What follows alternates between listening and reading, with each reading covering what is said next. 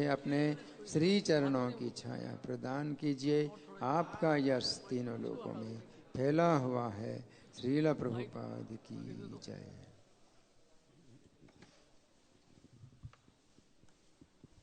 हरे कृष्ण। जय हो जय हो।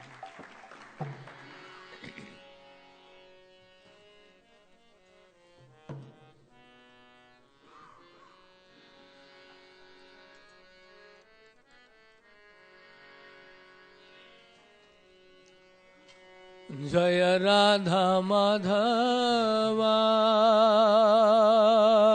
कुंज बिहारी।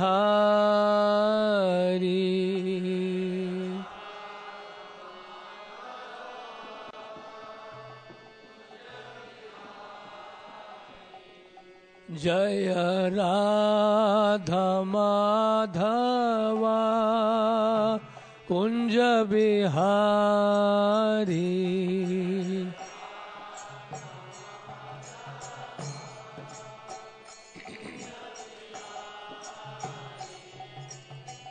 गोपी जन वल्लभ गिरवर धारी।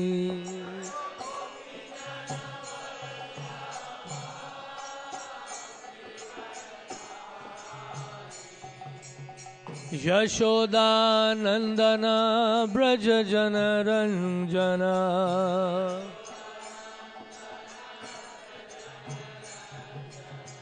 यशोदानंदन ब्रज जन रंजना।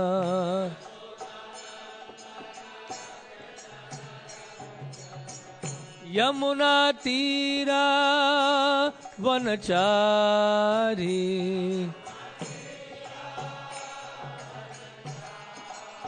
यमुना तीरा वनचारी।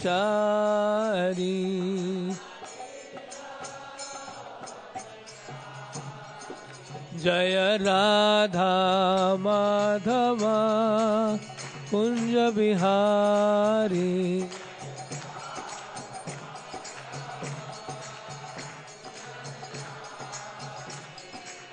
राधा पार्थ सारथी राधा पार्थ सारथी राधे।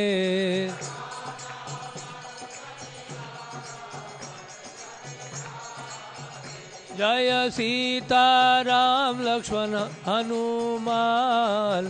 सीता राम लक्ष्मण हनुमान।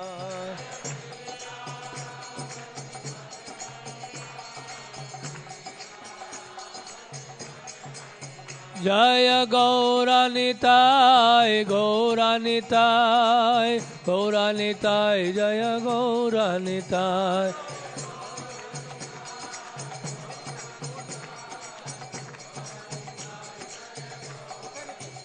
प्रभुपाद प्रभुपाद प्रभुपाद जय Prabhupada.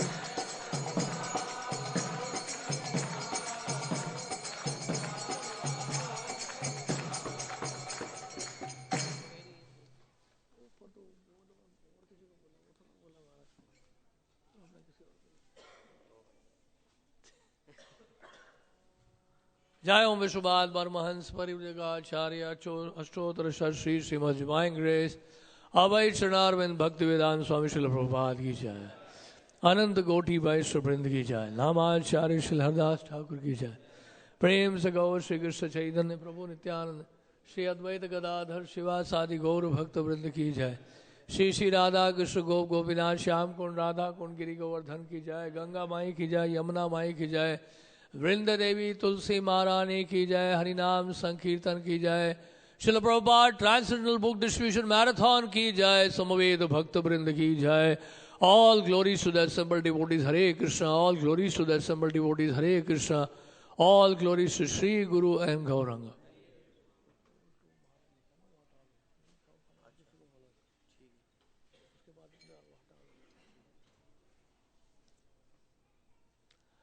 Om Namo Bhagavate Vasudevaya.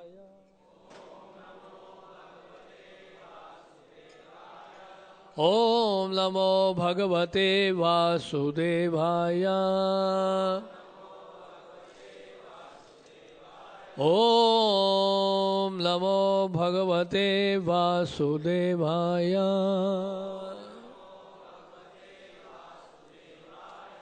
नारायणं नमस्कृत्य नरं चैव नरोत्तमं देवीं सरस्वतीं व्यासं ततो जयमुदीरयेत्।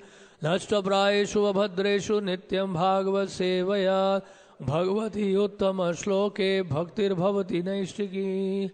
श्रीमद् भागवतम स्कंद 4 अध्याय 28 और श्लोक संख्या 33।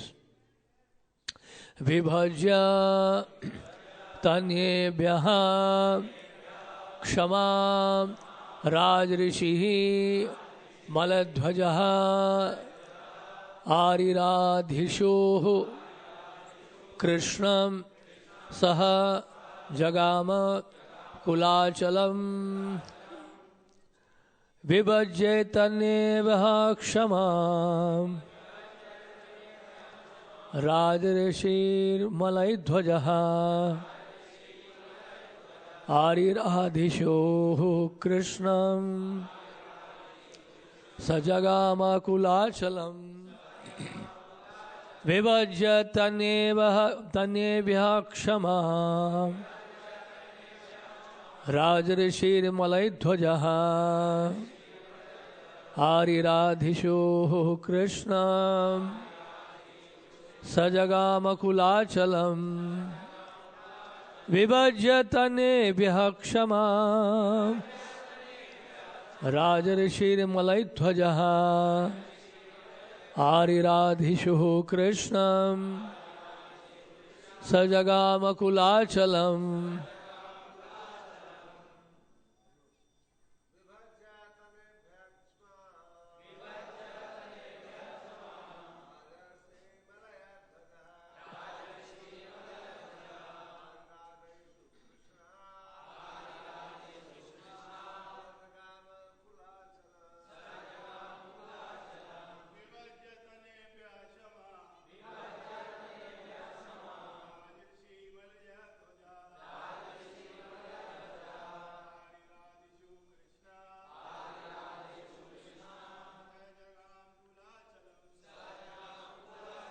माताएं,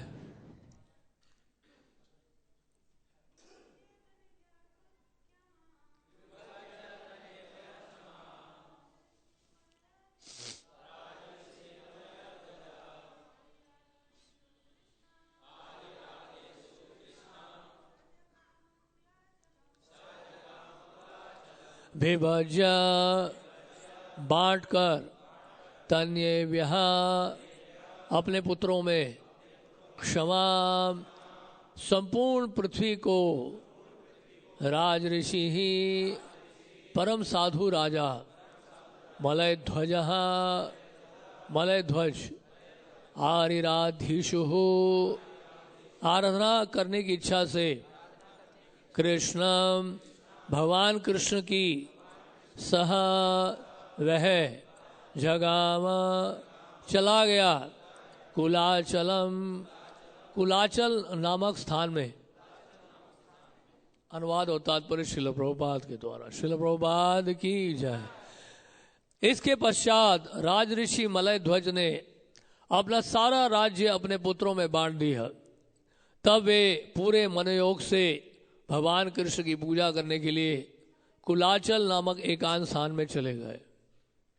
तात्पर्य, महाराज मलयध्वज निश्चित रूप से महाभागवत थे। भक्ति करने के कारण भक्ति संप्रदाय का प्रचार करने के लिए उनके कई पुत्र तथा शिष्य हुए। वास्तव में सारा संसार ऐसे शिष्यों में विभाजित हो जाना चाहिए और हरेक को कृष्ण भक्ति संप्रदाय का प्रचार करने में लग जाना चाहिए। दूसरे शब्दों में, जब शिष्य बड़े हो जाएं और प्रचार कार्य कर सकें तो गुरु को चाहिए कि वे अवकाश ग्रहण कर लें और एकांत स्थान में बैठकर लिखें तथा निर्जन भजन करें। इसका अर्थ हुआ मौन होकर एकांतवास तथा भक्ति।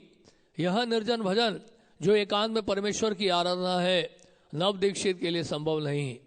श्रील भक्ति सिद्धांत सरस्वती ठाकुर ने कभी भी नव दीक्षित भक्त को किसी एकांत स्थान में जाकर भक्ति करने की सलाह नहीं दी। उन्होंने इस संबंध में गीत लिखा है, दुष्ट मान तुम्ही किशोर वैष्णव प्रतिष्ठार त्वरे निर्जनेर घरे तव हरिनाम कैवल कैटव। अरे मेरे मन, तुम किस तरह के भक्त हो। केवल सस्ती पूजा के लिए तुम एकांत स्थान में बैठकर हरे कृष्ण महामंत्र जपने का स्वांग भरते हो, किंतु ये सब धोखा है। इस प्रकार श्रील भक्ति सिद्धांत सरस्वती ठाकुर ने सदैव इसका समर्थन किया कि प्रत्येक भक्त योग्य गुरु के निर्देशन में भक्ति संप्रदाय का सारे विश्व में उपदेश दे। प्रौढ़ हो जाने पर ही एकांत स्थान में बैठा जा सकता है और संसार भर में प्रचार के कार्य से अवकाश ग्रहण किया जा सकता है। इस आदर्श का पालन करते हुए अंतर्राष्ट्रीय कृष्ण भावनामृत संघ के भक्तगण संसार भर के विभिन्न भागों में उपदेश देने का कार्य करते हैं। अब वे अपने गुरु को सक्रिय उपदेश कार्य से विराम लेने के लिए छोड़ सकते हैं। गुरुओं के जीवन की अंतिम अवस्था में भक्तों को चाहिए कि उपदेश कार्य अपने हाथों में ले लें। इस प्रकार गुरु निर्जन स्थान में बैठकर निर्जन भजन कर सकते हैं। ओम अज्ञान तिमिरन्धस्य ज्ञानांजनशलाकया चक्षुरुन्मीलितं येन तस्मै श्री गुरवे नमः। श्री चैतन्य मनोभीष्टं स्थापितं येन भूतले स्वयं रूपः गदा मह्यं ददाति स्वपदान्तिकं। वाञ्छाकल्पतरुभ्यश्च कृपा सिन्धुभ्य एव च पतितानां पावनेभ्यो वैष्णवेभ्यो नमो नमः। जय श्री कृष्ण चैतन्य प्रभु नित्यानंद श्री अद्वैत गदाधर श्रीवासादि गौर भक्त वृंद। हरे कृष्ण कृष्ण कृष्ण हरे हरे, हरे राम राम राम हरे हरे।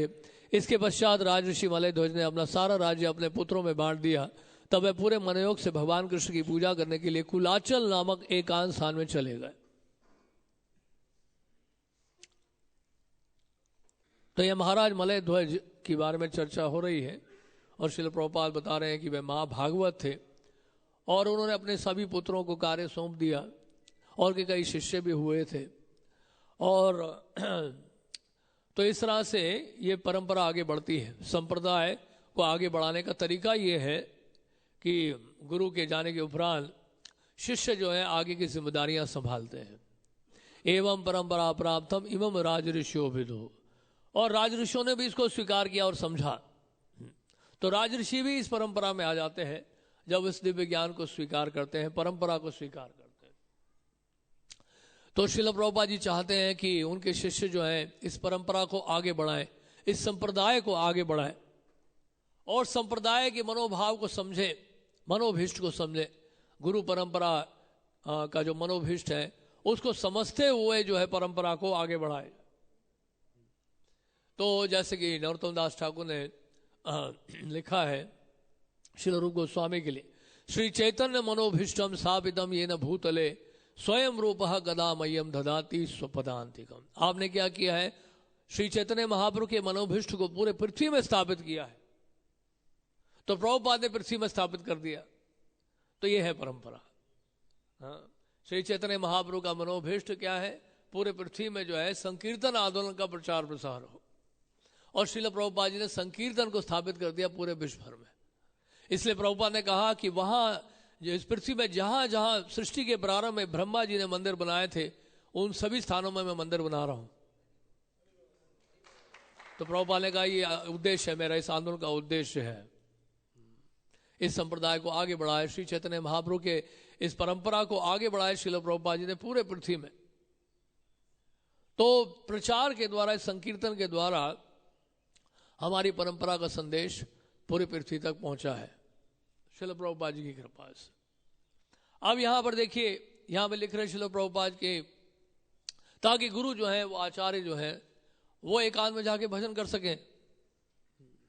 और श्रील प्रभुपाद जी का भजन क्या था, उनका ग्रंथ लिखना, उनके ग्रंथों की रचना करना। जो ग्रंथों की रचना करना, ग्रंथों को लिखना, ये श्रील प्रभुपाद जी का व्यक्तिगत भजन था और सेवा थी अपने गुरु के लिए, क्योंकि उनके गुरु ने यही कहा था।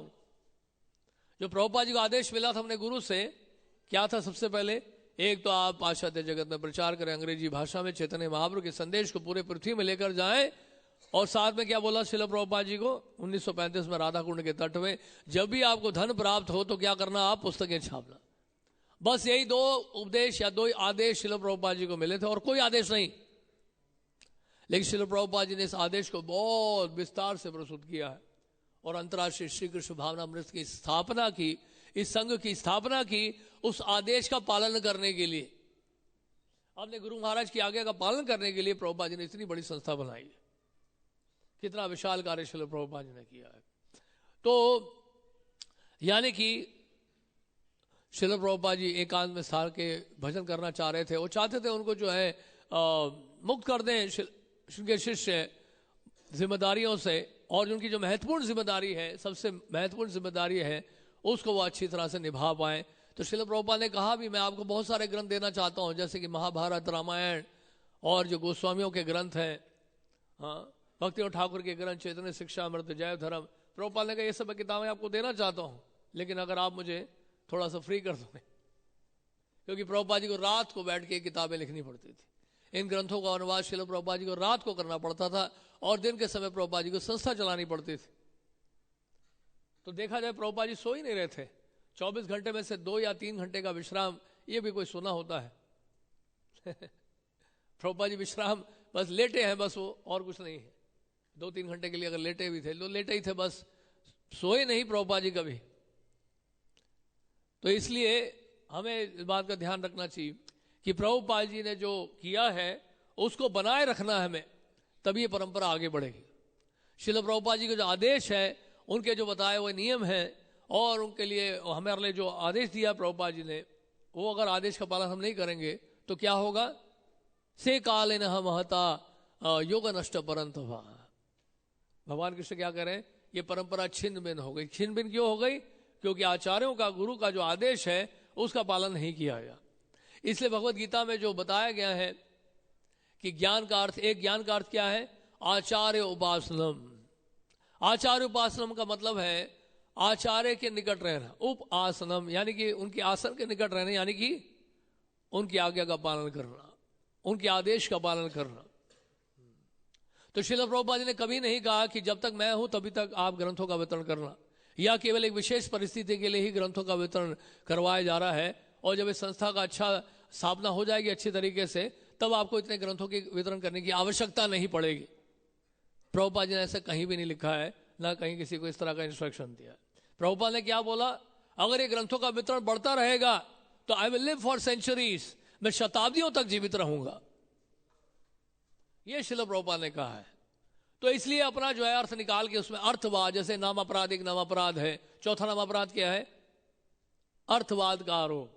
तो अपना ही अर्थ निकालना उसमें से और इंटरप्रेट कर देना अपने मन को संतुष्ट करने के लिए, क्योंकि हम नहीं कर रहे हैं। इसलिए जब खुद नहीं करते हैं तो इस प्रकार के तरह तरह के बहाने ढूंढते हैं, और परंपरा की शिक्षाओं को हम क्या करते हैं? फिर यथारूप प्रस्तुत नहीं करते, अपनी सुविधा के लिए, अपने इंद्रियों को तुष्ट करने के लिए।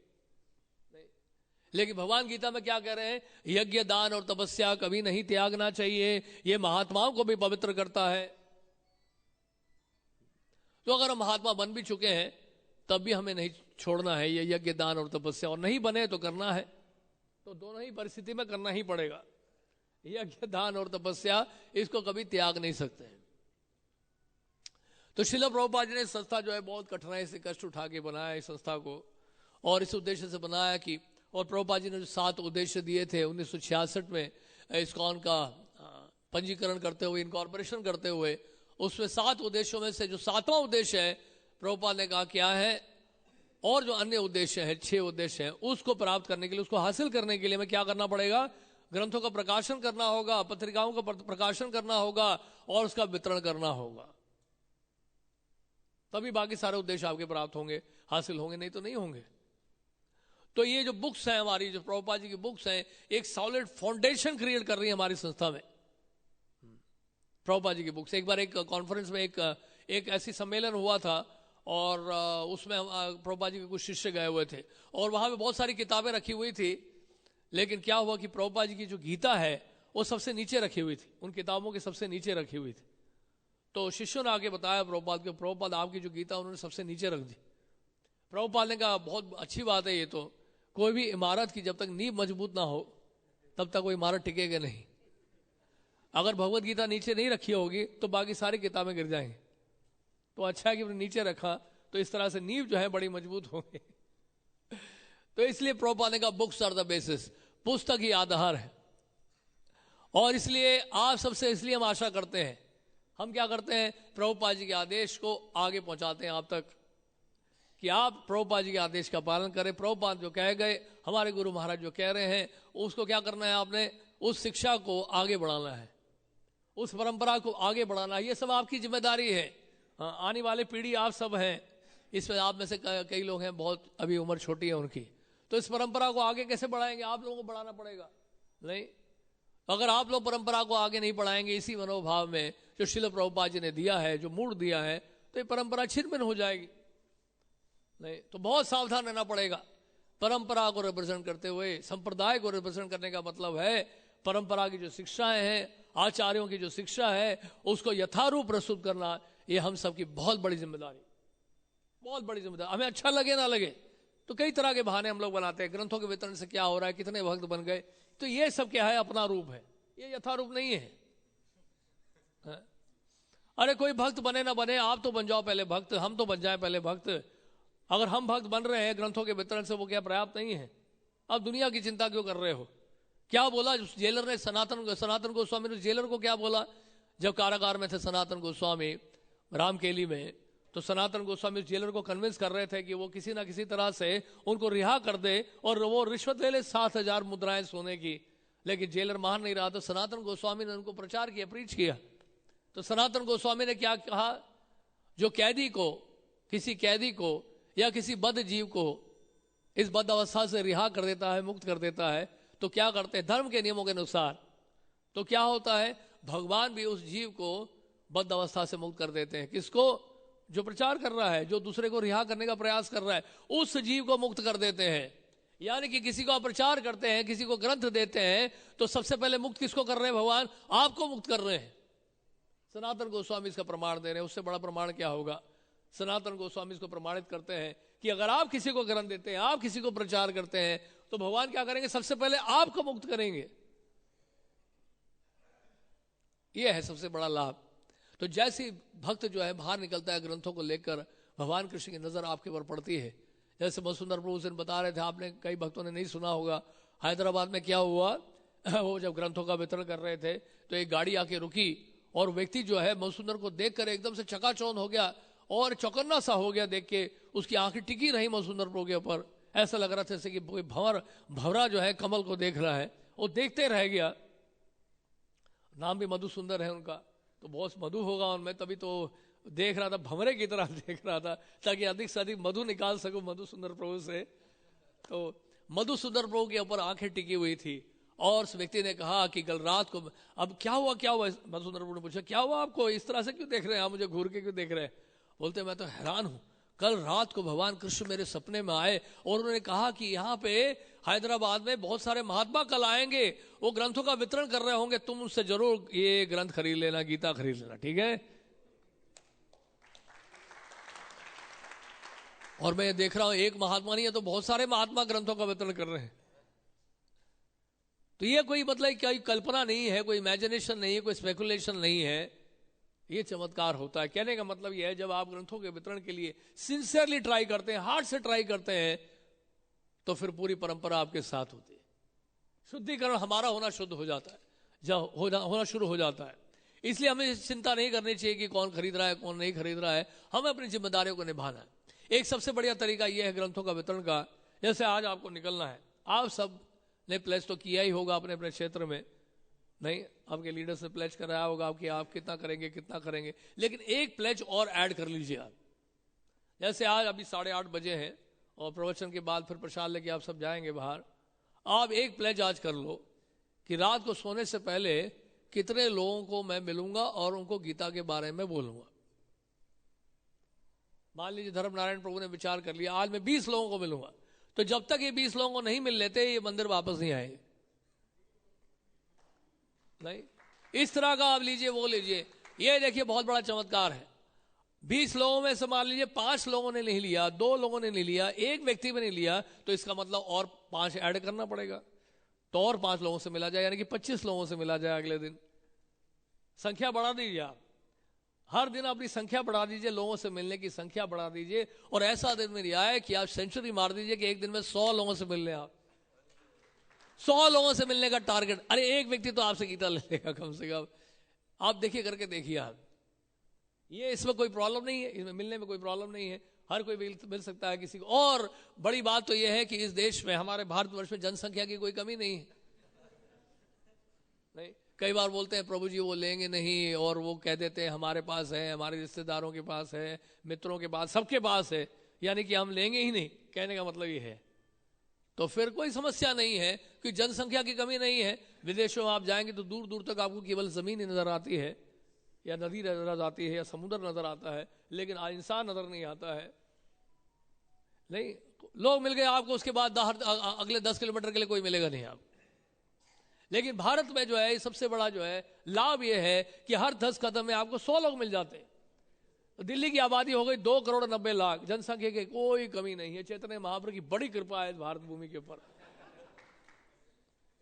इसलिए चैतन्य महाप्रभु क्या बोला, भारत भूमि ते होले मनुष्य जन्म जार, जन्म सार्थक करी करो परोपकार।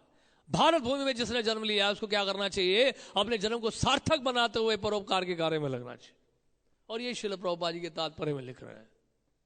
परोपकार का कार्य का मतलब यह है कि लोगों को कृष्ण भावना भावित बनाना, केवल उनका पेट भरना नहीं, या उनको दवाइयां देना नहीं, या स्कूल या हॉस्पिटल खोलना नहीं, वो सब ठीक है, लेकिन वो परोपकार का कार्य नहीं है, क्योंकि वो संसार में फिर भी आपको बांध के रखेगा। ऐसा परोपकार का कार्य जो है माया जाल से आपको नहीं छुड़ा पाए। लेकिन आप इस दिव्य ज्ञान का वितरण करेंगे तो लोग जो है माया के पास से बाहर निकलने का कम से कम प्रयास तो करेंगे इसको पढ़कर। तो हमें क्या करना है, थोड़ा सा जो है त्याग करना पड़ेगा, अपनी सुविधाओं को त्यागना पड़ेगा। इसे हमारे गुरु महाराज भी कहते हैं, material comfort for a devotee is like a coffin. Coffin जानते हो, कब्र। भौतिक सुविधा एक भक्त के लिए किस तरह से है, कब्र के समान है। इसलिए क्या है कि श्रीमद् भागवत में भी लिखा है, तबो दिव्यम पुत्र का ये न सत्यम शुद्धे यस्मात् ब्रह्म सौख्यम तो अनंतम। तो दिव्य तपस्या जो भगवान की प्रसन्नता के लिए किया जा रहा है, गुरु परंपरा की प्रसन्नता के लिए किया जा रहा है। हम हिरण्यकशिपु नहीं है जो 36,000 साल के लिए खड़े रहेंगे, पंजों के बल खड़े रहेंगे और बिना पानी पिए। नहीं, हम पानी भी पिएंगे, प्रसाद भी पाएंगे, लेकिन साथ में क्या करेंगे, ग्रंथों का वितरण करेंगे, वो ज्यादा जरूरी है। तो इस तरह से, तो यहां पर पिछली बार हमने चर्चा की थी सारन ठाकुर के बारे में। पिछले रविवार को सारन ठाकुर का तिरुभाव दिवस था, और उसमें हमने बताया कि सारन ठाकुर ने किस तरह से एक मृतक लड़के को जीवित कर दिया। उनके माता पिता ने क्या किया, उस लड़के के मरने पर उसको तालाब में फेंक दिया। बंगाल में प्रथा है, थी पहले, कि अगर कोई सर्फ से डस लिया जाए तो उसको क्या करते, उसका दाह संस्कार नहीं होता था तो क्या करते थे, उसको नदी में फेंक देते। तो माता पिता ने नदी में फेंक दिया लड़के को, अपने लड़के को।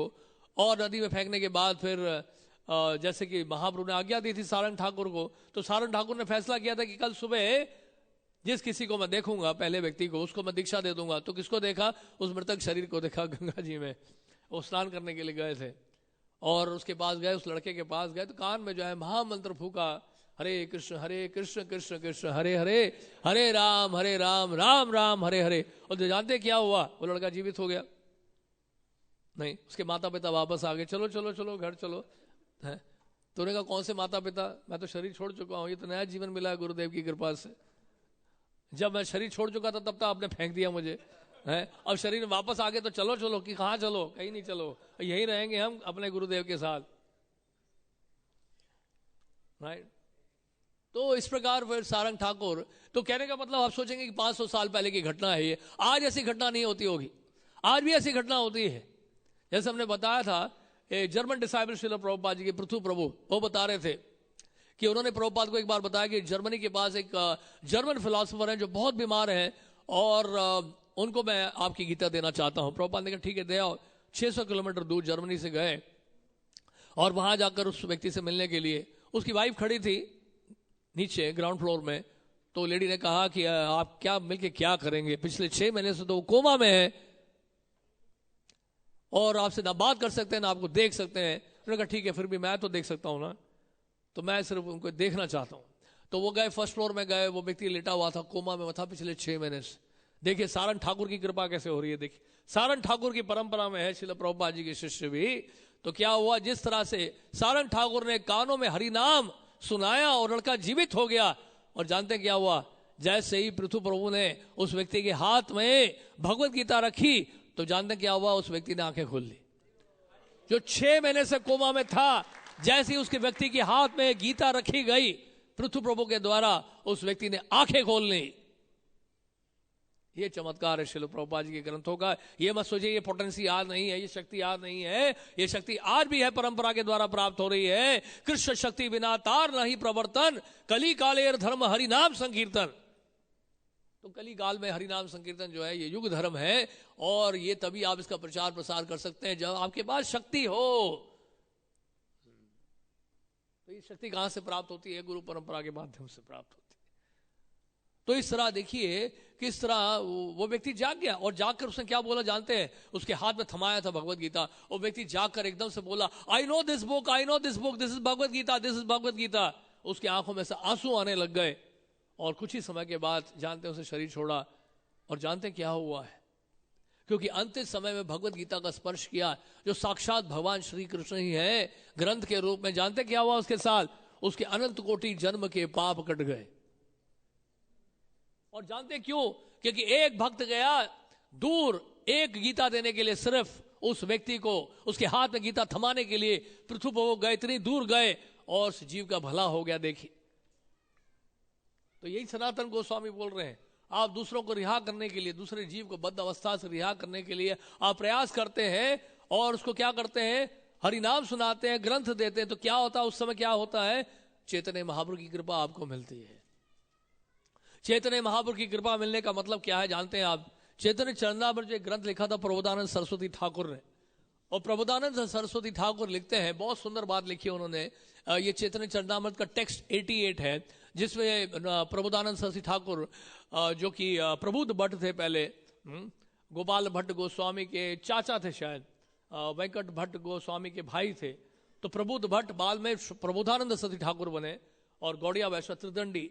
तो चैतन्य चंद्रामृत उन्होंने ग्रंथ लिखा था वृंदावन में, और उसमें बहुत सुंदर श्लोक है। क्या लिखते हैं? प्रबोधानंद सरस्वती ठाकुर लिखते हैं, यथा यथा गौर पदार विंदेत विंदेत भक्ति कृत पुण्य राशि तथा तथोत्सर्पदी हृदय अकस्मात राधा पदाम्भोज सुधाम्ब राशि। बहुत सुंदर बात लिखी है।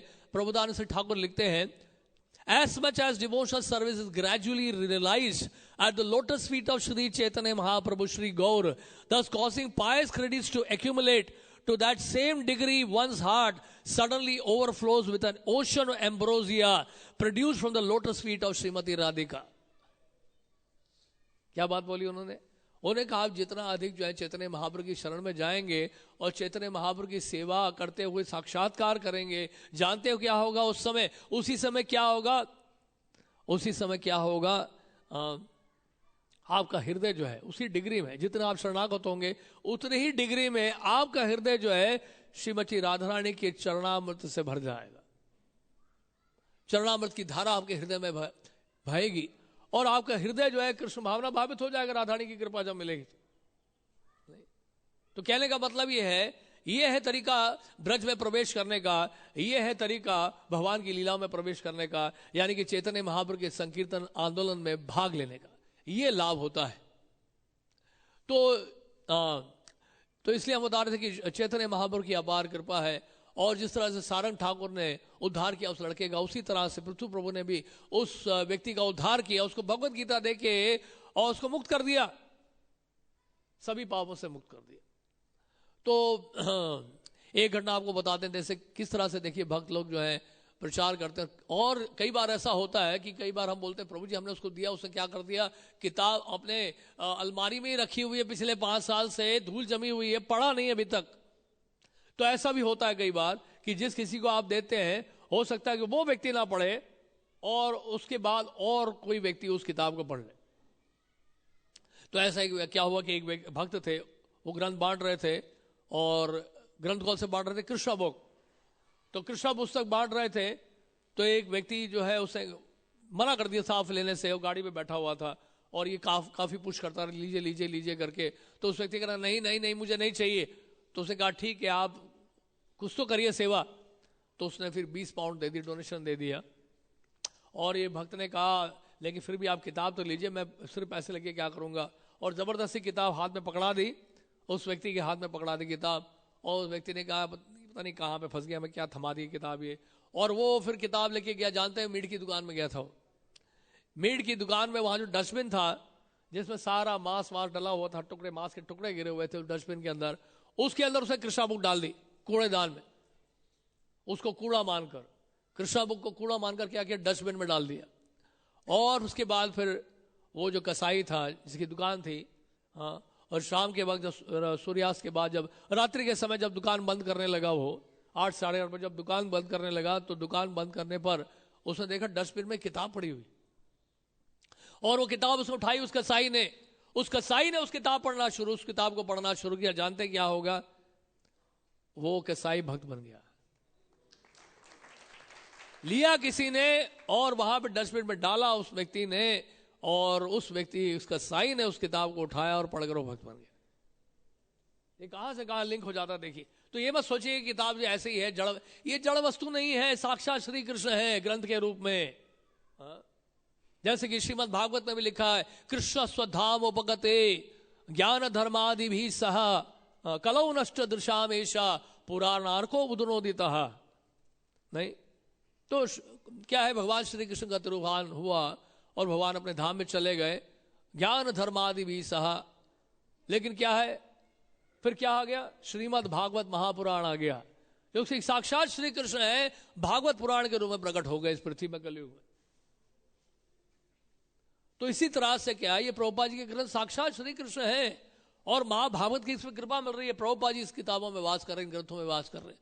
और उस भक्त का नाम क्या पड़ा था बाद में, अजामिल, जो डस्टबिन से कृष्णा बुक लेके पढ़ा जिसने, जो पहले कसाई था, वो उसका नाम क्या दिया था, अजामिल दास। तो एक घटना और बताते हैं, एक व्यक्ति का एक्सीडेंट हो गया था और एक्सीडेंट दुर्घटना इतनी भयानक हुई थी और याददाश्त खो बैठा, और याददाश्त खो बैठा तो भूल गया वो। तो भक्तों ने क्या किया, और उस व्यक्ति को प्रभुपाद जी की किताब पकड़ाई। राइट, याददाश्त खो गई। याददाश्त खोने का मतलब यह है कि वो भूल गया कि कौन है कहां से, लेकिन इसका मतलब ये नहीं कि आप वर्तमान समय में क्या हो रहा है ये नहीं पता था उसको, पिछली बातें भूल गया वो। और वो ग्रंथ पढ़ने लगा, वो भक्त बन गया और से मंदिर में ज्वाइन कर लिया। अब उसके बाद क्या हुआ, जब एक दिन वो सेवा कर रहा था, फिर कोई बर्तन या पता नहीं कोई सामान उसके सर पे आके गिरा, फिर से उसकी याददाश्त वापस आ गई। और याददाश्त वापस आ गई तो उसने कहा अरे मैं कहां हूं, अरे मुझे तो वहां होना चाहिए था, मेरे घर वाले वहां हैं, मैं यहां क्या कर रहा हूं इस मंदिर में। तो उन भक्तों ने बताया ऐसा ऐसा हुआ था, फिर आपको एक किताब मिली थी, आप फिर मंदिर में आ गया, फुल टाइम बन गए वगैरह वगैरह। उसने कहा अच्छा, लेकिन अब तो यहां अच्छा लग रहा है मुझे। वो फिर वापस नहीं गया फिर। राइट, तो वास्तव में अच्छा वो भूल गया सब कुछ, और जो उसको याद रखना चाहिए था वो याद रहा उसको। और ये कृष्ण की विशेष कृपा थी, चैतन्य महाप्रभु की विशेष कृपा थी उस भक्त के ऊपर। अमेरिका की घटना एक बताते हैं, न्यूयॉर्क की घटना बताते हैं। कुछ डॉक्टर से वहां बर्मा से गए थे, ये बर्मीज डॉक्टर से, और एक भक्त ने जो है डॉक्टर्स को जो है गीता पकड़ाई, और वो थे बुद्धिस्ट विचार के, बुद्धिज्म को फॉलो करते थे। और भगवत गीता दिखाई, तो भगवत गीता के शुरुआत के जो कलर प्लेट्स हैं वो दिखाया, उसमें 10 अवतार का पेंटिंग आपने देखा होगा, तो उसमें भगवान बुद्ध का भी चित्र है। उस चित्र को देखकर उन डॉक्टर्स ने क्या किया, उस गीता को खरीद लिया। गीता को खरीदने के बाद जब वो पहुंचे अपने होटल में पहुंचे, होटल रूम में पहुंचे, उन्होंने देखा अरे ये तो भगवत गीता है, इसमें भगवान बुद्ध के बारे में तो कुछ भी नहीं है, केवल फोटो ही है। तो उनके लगा ये तो गड़बड़ हो गया। तो उन्होंने कहा कोई ठीक नहीं, किसी और को दे देंगे। वापस आए, बर्मा आए, उनके एक हिंदू फ्रेंड थे जो कि बर्मा में थे और डॉक्टर थे वो भी, और हिंदू फ्रेंड को भी जो उन्होंने क्या किया, वो भगवत गीता दे दी। लेकिन वो जो हिंदू था, अब हिंदुओं में तो कई तरह के विभाजन है, उन्होंने कहा वो तो शंकराचार्य का फॉलोअर था, इसमें तो भक्ति की चर्चा है, ये मैं नहीं पढ़ूंगा, ये तो इसमें मेरा कोई इंटरेस्ट नहीं है। वो मायावादी था। तो उन्होंने क्या किया, अपने ऑफिस में एक अलमारी के अंदर एक कॉर्नर में एक फाइल के पास रख दी, वो किताब भगवत गीता रख दी।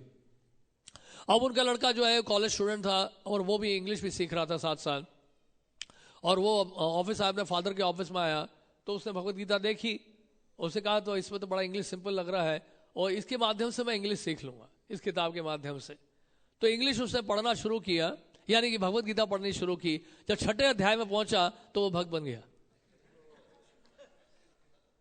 और उस भक्त का नाम क्या है? श्रीवास प्रभु है, ये बर्मा में है और वहां के रीजनल सेक्रेटरी हैं और कई मंदिर क्या देख रेख वहां पे करते हैं। उनके माध्यम से बहुत सारे भक्त बन रहे हैं। श्रीवास प्रभु यहाँ पे भी आए थे बर्मा से, तो बहुत अच्छा प्रचार कर रहे हैं वो। तो इस तरह से हम देखते हैं कि प्रभुपाद जी के ग्रंथ जो है इतने इंपॉर्टेंट है, इतने पावरफुल है। और आज भी जो है श्रील प्रभुपाद जी के ग्रंथ उतने ही पावरफुल जितने कि पहले ग्रंथ पावरफुल थे। क्योंकि प्रभुपाद जी का जो संदेश है, प्रभुपाद जी की जो बातें हैं जो ग्रंथों के अंदर दी गई है, अगर आप देखें बड़े गौर से, प्रभुपाद जी ने तात्पर्य इस तरह से लिखे हैं कि अगले 10,000 साल तक वो तात्पर्य जो है वो लागू होंगे सभी के जीवन में। आप अगर पूर्ववर्ती आचार्यों की टीका देखेंगे, जीव गोस्वामी की, विश्वनाथ जी की ठाकुर, श्रीधर स्वामी की टीका देखेंगे, तो अधिकाधिक वो श्लोक से कनेक्ट करते हैं, उस श्लोक के बारे में चर्चा करते हैं, उस श्लोक का मंथन करते हैं जो कि उनके आचार्यों ने किया बहुत अच्छी तरह से। श्रीधर स्वामी की टीका में देखेंगे श्लोकों की व्याख्या अलग अलग एंगल से करते हैं। फिर श्रीधर स्वामी बताते हैं, फिर जीव गोस्वामी बताते हैं, उस श्लोकों का मंथन करते रहते हैं। लेकिन प्रभुपाद जी का एक एडिशनल कॉन्ट्रीब्यूशन है उन तात्पर्यों में, जिसको भक्ति वेदांत तात्पर्य कहते हैं। और तात्पर्य में क्या कॉन्ट्रीब्यूशन है श्रील प्रभुपाद जी का? प्रभुपाद ने आज के परिवेश के अनुसार, आज के समाज की स्थिति के अनुसार और भविष्य में क्या होगा कली काल में इस देश का, इस पृथ्वी का, उसको ध्यान में रखते हुए श्रील प्रभुपाद जी ने उन श्लोकों को क्या समझा? एक माध्यम समझा प्रचार का। और उन्हीं श्लोकों में तात्पर्य में श्रील प्रभुपाद जी ने साथ साथ प्रचार भी कर दिया कि किस तरह से भागवत के श्लोक जो हैं आज के समय में किस तरह से लागू होते हैं और भविष्य में किस तरह से लागू होंगे। ये श्रील प्रभुपाद जी के तात्पर्य का विशेष योगदान। इसलिए क्या है कि भक्त लोग पढ़ते हैं, क्यों भक्त बन जाते हैं? क्योंकि भक्त जब पढ़ते हैं प्रभुपाद जी के तात्पर्य तो उसको अपने जीवन से रिलेट कर पाते हैं। ऐसा लगता है हर भक्त को प्रभुपाद जी मेरे बारे में ही बोल रहे हैं, शायद नहीं। जब किताब पढ़ते हैं प्रभुपाद जी को, नया व्यक्ति पढ़ता है, छोटी छोटी किताबें जो है आज हम देखते हैं वो किताबें बड़ी सिंपल से लगती हैं, लेकिन याद रहे उन छोटी सी किताबों को पढ़कर ही भक्त बने थे बहुत सारे। छोटी छोटी किताबें देखने लगती है, बहुत छोटी सी है लेकिन बहुत पावरफुल है। और प्रभुपाद बड़े सिंपल शब्दों में, सरल शब्दों में बहुत बड़ी बात कह जाते हैं और उसको पढ़ के ऐसा लगता है अरे ये तो मेरे बारे में बोल रहे हैं प्रभुपाद। तो इस तरह से ये जो प्रभुपाद जी का जो, इसलिए प्रभुपाद ने कहा these books are law books for next 10,000 years, अगले 10,000 वर्षों के लिए कानून की किताब है। तो इसलिए ग्रंथ इतने पावरफुल, इतने इंपॉर्टेंट है। श्रील प्रभुपाद जी के गुरु महाराज श्रील भक्ति सिद्धांत ठाकुर बहुत खुश होते थे जब देखते थे कि उनके शिष्य जो है ग्रंथों का वितरण कर रहे हैं, पत्रिकाओं का वितरण कर रहे हैं। नवद्वीप में उन्होंने पत्रिका छापी थी उस समय, दैनिक नादिया प्रकाश, ये पत्रिका छापी थी उनके गुरु महाराज ने, और अपने शिष्यों को भेजा करते थे नवद्वीप में, आप जाके इन पत्रिकाओं का वितरण करो। और कुछ ही कॉपीज, प्रतियां वितरण करने पर उनके गुरु महाराज यानी कि श्रील भक्ति सिद्धांत ठाकुर बहुत प्रसन्न होते थे। और इसलिए वो प्रिंटिंग प्रेस को क्या कहते थे जिसमें ग्रंथ छपते थे, जब उन मशीनों से आवाज आती थी तो उनके गुरु महाराज क्या कहते थे? प्रभुपाद जी के गुरु महाराज कहते थे ये है बृहत मृदंगा, ये बहुत बड़ा मृदंग है, यानी कि आवाज जो है बहुत दूर दूर तक जाएगी। जैसे हमने देखा, लेता कोई है पढ़ता कोई और है, दूर दूर तक जाएगी। आप कीर्तन करेंगे इस एरिया में सुनाई देगी आवाज, लेकिन ग्रंथ अगर वितरण करेंगे पता नहीं वो किताब कहां से कहां पहुंच जाए। लोग न्यूयॉर्क में खरीदते हैं, लंदन में खरीदते हैं, भारत में आके पढ़ते हैं, कोई भारत में खरीदता है और उसको अमेरिका में जाके पढ़ते हैं। तो ऐसा भी देखा गया है। तो ये ग्रंथ कई जगह यात्रा करते हैं, कई जगह ट्रैवल करते हैं, क्योंकि श्रील प्रभुपाद इन ग्रंथों में है। इसलिए ग्रंथ सारे चलायमान है, ये एक्टिव है, ये चेतन है, ये कॉन्शियस है पूरी किताबें, ये जड़ किताबें नहीं है। जैसे कि आपके स्कूल में, कॉलेज में जो बुक्स होती हैं अलग अलग सब्जेक्ट्स में, वो सारी किताबें क्या है? जड़ वस्तु है, वो जड़ वस्तु है, जड़ विद्या है। जड़ विद्या जो तो माया और वैभव, वो माया का ऑपुलेंस है नहीं। और उसको पढ़कर क्या होता है? देहात्म बुद्धि और हमारा जो जड़ बुद्धि है और जड़ हो जाती है। लेकिन इन ग्रंथों को पढ़कर, क्योंकि ये ग्रंथ चेतन है और ये ग्रंथ जो है पूरी तरह से कृष्ण भावना भावित बनाने वाली है हमें, इन ग्रंथों को पढ़कर क्या होता है? हम उस जड़ बुद्धि से देहात्म बुद्धि से ऊपर उठते हैं। इसलिए हम लोग को क्या करना चाहिए? श्रील प्रभुपाद जी के ग्रंथों का वितरण करना चाहिए। और देखिए, अगर ग्रंथों का वितरण कर रहे कुछ ऐसे नियम है जिसको आप ध्यान रखेंगे तो बहुत अच्छे तरीके से आप ग्रंथों को बांट सकते हैं। तो वैशेषिका प्रभु ने बहुत अच्छी किताब लिखी है और फैमिली बिजनेस, और आपने नहीं पढ़ी है किताब जो जरूर पढ़िए। और उसमें वैशेषिका प्रभु बोलते हैं there are 4 laws of book distribution, ग्रंथों के वितरण का ये 4 कानून है, 4 laws हैं। पहला लॉ क्या है?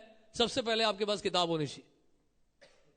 जैसे हमने बताया कि अगर आप चाहते हैं कि आप भी चिंता को खरीदना चाहते हैं, जैसे हमने बताया कि यशोदा कृष्ण की माता क्यों है? क्योंकि उन्होंने क्या किया है? कृष्ण के लिए चिंता को खरीद लिया है। तो आप भी चिंता को खरीद सकते हैं। अपने कमरे को कॉटन से भर दीजिए और उतनी ही जगह रखिए कमरे में जितना कि आपको लेटने के लिए चाहिए। फिर देखिए रात को सपने आएंगे आपको गीता के।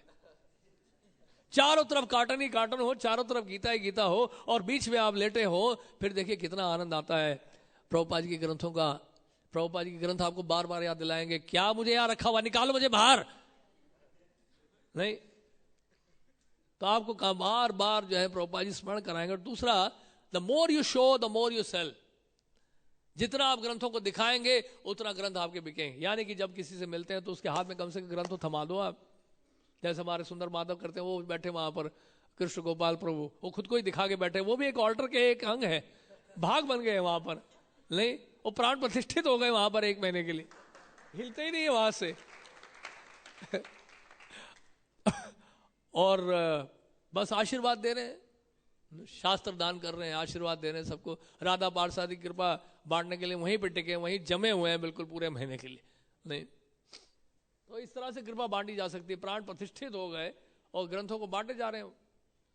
तो इस प्रकार क्या है कि अपने आप को ही दिखा लिया उन्होंने, ग्रंथों को तो दिखा ही रहे हैं, खुद को भी दिखा के बैठे हुए हैं। So the more you show the more you cell.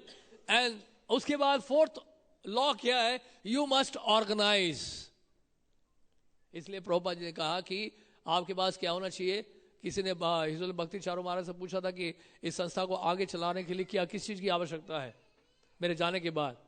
तो उन्होंने कहा कि Prabhupada, we should follow 4 regulatory principle, we must be sincere, we should chant our rounds attentively. फिर प्रभुपाद ने कहा नहीं, सिर्फ ये पर्याप्त नहीं है। प्रभुपाद ने कहा यू मस्ट बी ऑर्गेनाइज्ड। साथ में क्या होना चाहिए? You must be organised. यानी कि हमारा प्रचार अगर ऑर्गेनाइज नहीं होगा कि किस तरह से हमें ग्रंथों को बांटना है और कहां कहां बांटना है, कैसे बांटना है, तो फिर हम ठीक से बांट नहीं पाएंगे। अगर हम अपना इंटेलिजेंस यूज करेंगे, जैसे फरीदाबाद में पिछली बार उन ग्रंथ कैसे बांटे जानते हैं? 35,000 भगवत गीता बांटी उन्होंने। कैसे जानते हैं? उन्होंने भगवत गीता का एक कॉन्टेस्ट करा दिया स्कूल्स में फरीदाबाद में। 35,000 बच्चों ने पार्टिसिपेट किया, सबको एक एक गीता मिल गई। उन सब विद्यार्थियों ने गीता पढ़ा, उन्होंने उनको बताया गया कि ये अध्याय को पढ़ने कॉन्टेस्ट के लिए, और इस बहाने उन्होंने गीता भी पढ़ी कुछ चैप्टर, और साथ में उनको भगवत गीता भी मिल गई।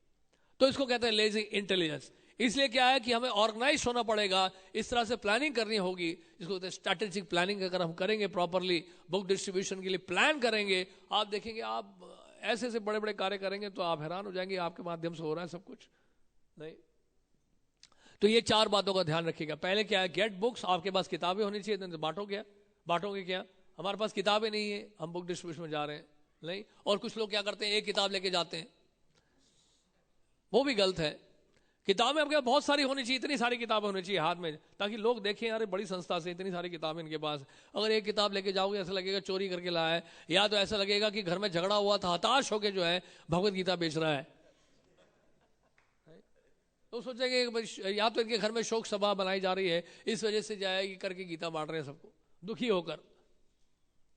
तो इसलिए ग्रंथ बहुत सारे हमारे पास होने चाहिए, पूरा स्टॉक होना चाहिए बुक्स का। आपके पास वैरायटी होनी चाहिए बुक्स की। जैसे कि साड़ी की दुकान में साड़ी बेचने वाला क्या करता है, जब माता जी जाती है, साड़ी खरीदना नहीं होता इनको, लेकिन क्या है वो क्या करता है, जो सेलर होता है, मार्केटिंग वाला होता है, आपके सामने क्या करता है, सारी साड़ियां खोल देता है, ये लीजिए ये लीजिए ये लीजिए, खोल खोल के दिखाता है।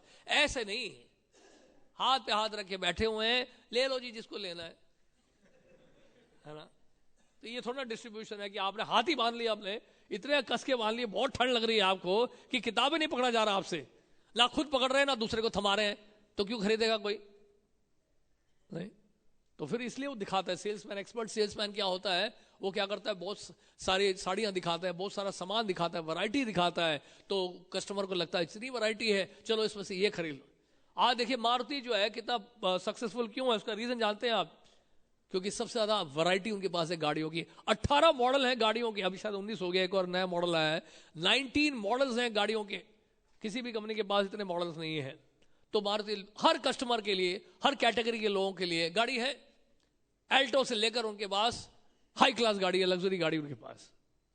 तो आप गरीब हैं तो छोटी आल्टो खरीद लो, आप अमीर है तो बड़ी गाड़ी खरीद लो। यानी कि चॉइस आपका जो है उसके अनुसार आप खरीद सकते हैं। इसी तरह से प्रभुपाद जी की बुक्स, यानी कि हमारे पास वैरायटी होना चाहिए, राइट। तो इसलिए आप गीता भी ले जाइए, भागवतम भी ले जाइए, कृष्णा बुक भी ले जाइए, चैतन्य चरितामृत भी ले जाइए, कोई तो आपसे लेगा, वो बोलेगा मेरे पास गीता है, ये लो कृष्णा बुक, मेरे पास कृष्णा बुक है, भागवत ले लो, मेरा भागवत है, सीसी ले लो, मेरे पास ये है, नेट्रो डिवोशन ले लो। कब तक मना करता रहेगा वो? सब तो नहीं बोलेगा, सबका सबका सबका सब है मेरे पास, ये नहीं बोल सकता हो, राइट। फिर तो पता चलेगा झूठ बोल रहा है वो, फिर तो आगे बढ़ो, अच्छा है, फिर अच्छा आगे बढ़े हम लोग। अगर इतना झूठ बोल रहा है तो फिर फायदा क्या टाइम वेस्ट करने का, नहीं। तो वैरायटी लोगों को चाहिए, वैरायटी। आज के डेट में क्या लोग वैरायटी चाहते हैं, और पैकेजिंग का जमाना है, मार्केटिंग का जमाना है, इसी तरह से भक्त को भी आगे बढ़ना पड़ेगा, राइट। इसका मतलब ये नहीं बुक डिस्ट्रीब्यूशन छोड़ के हम ई बुक शुरू कर दें और ऑनलाइन बुक डिस्ट्रीब्यूशन शुरू कर दें, नहीं, ये कॉन्कॉक्शन नहीं कर सकते आप। जब तक भौतिकवादी लोग स्कूल्स में, पाठशाला में, विश्वविद्यालय में ग्रंथ छापते रहेंगे, हम भी ग्रंथ छापते रहेंगे, किताबें छापते रहेंगे। यानी कि वो लोग जब तक किताबें छापते रहेंगे, हम भी ग्रंथ छापते रहेंगे, और वो किताबें नहीं भी छापेंगे फिर भी हम छापेंगे। तो इसलिए क्या हमारा छापना बंद नहीं होने वाला है किसी के छापने ना छापने से। इसलिए हमने कहा कि कॉन्कॉक्शन नहीं करना है, कोई हमें इंटरप्रेट नहीं करना है, प्रभुपाद जी के आदेश का यथारूप पालन करना है, जैसे उन्होंने कहा वैसे करना है। अपना दिमाग मत लगाइए, बहुत ज्यादा बुद्धि होने से भी दिक्कत है। बहुत ज्यादा बुद्धिमान जो होते हैं ना, अपना इंटेलिजेंस यूज करते हैं, ऐसा कर सकते हैं, वैसा करते हैं, और प्रभुपाद ने उस समय कहा होगा, उस परिस्थिति में कहा होगा। नहीं, हमें यह सोचना है कि मैं एक नंबर का बेवकूफ हूं, प्रभुपाद मुझसे ज्यादा इंटेलिजेंट है, प्रभुपाद जीनियस है, उन्होंने जो कहा है वो इंस्ट्रक्शन फाइनल है, वो इटर्नल है, हमेशा के लिए, मेरे लिए है, सबके लिए है, और भविष्य के लिए भी है। एक मिनट, बाद में थोड़ा सा ब्रेक मत डालिए, तो फिर वो सारा फ्लो खत्म कर देंगे आप, बाद में। तो इस तरह से क्या है, ग्रंथों के वितरण में कभी भी जो है हम लोग उत्साह अपना कम ना करें। प्रभुपाद जी ने इतना कष्ट उठाया है और हमें ग्रंथ जो है बनाकर दे दिए, हमें बांटा भी नहीं जा रहा है, फिर क्या फायदा बताइए। तो इस तरह से हमने यह याद रखे 4 लॉ। इसलिए यहां पर लिखा है कि अगर आप कुछ बोलेंगे, लेक्चर देंगे, हो सकता है कि कोई सुन ले थोड़ा बहुत, लेकिन बाद में भूल जाएगा। प्रभुपाद ने कहा अगर आप मेरी किताब दोगे तो उसका जीवन बदल जाएगा। और दूसरी बात, वास्तव में हमने जो भेजा था फोटो हरिसुंदर प्रभु को, वो तो उन्होंने लिखा नहीं, पता नहीं और कुछ लिख दिया उन्होंने। वो नीचे लिखा था उन्होंने, Srila Prabhupada told his holiness Gopal Krishna Goswami, हमारा लिखा नहीं उन्होंने, क्या बोला था ये लिखा नहीं, तो हमने इसलिए मिटवा दिया हो, तो वो कल का ही चल रहा है। तो उसमें प्रभुपाद ने महाराज को, गुरु महाराज को बोला था 1971 में, क्या बोला था उन्होंने, कि जितना यहाँ भारत में ग्रंथों का वितरण हो सकता है और कहीं नहीं हो सकता, 1971 में बोला था प्रभुपाद जी ने, महाराज को बोला था। तो इस तरह से कि आप देख रहे हैं चमत्कार अभी भारत में हो रहा है, ग्रंथों का वितरण प्रभुपाद जी देख सकते थे।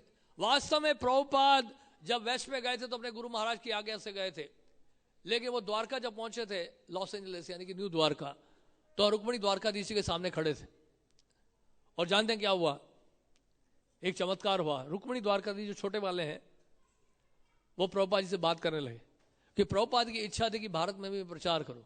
उनको लगा भारत में कोई प्रचार हो नहीं रहा है, वहां कोई मंदिर भी नहीं है और वहां भक्त भी नहीं बन रहे हैं, और मैं विदेशों में तो कर रहा हूं, विदेशों में बहुत सफलता मिल गई है, या मंदिर सारे भर गए हैं, सारे भक्त या भक्तों की संख्या बढ़ती जा रही है, लेकिन भारत जहां से मैं हूं वहां कुछ नहीं हो रहा, वहां के लिए क्या किया जाए। तो प्रभुपाद की बड़ी स्ट्रांग डिजायर थी, इच्छा थी, लेकिन वो चुप थे, क्योंकि उनके गुरु महाराज तो उनको बादशाह थे जगत के लिए कहा था। ये हिजोल जब तक महाराज बता रहे थे।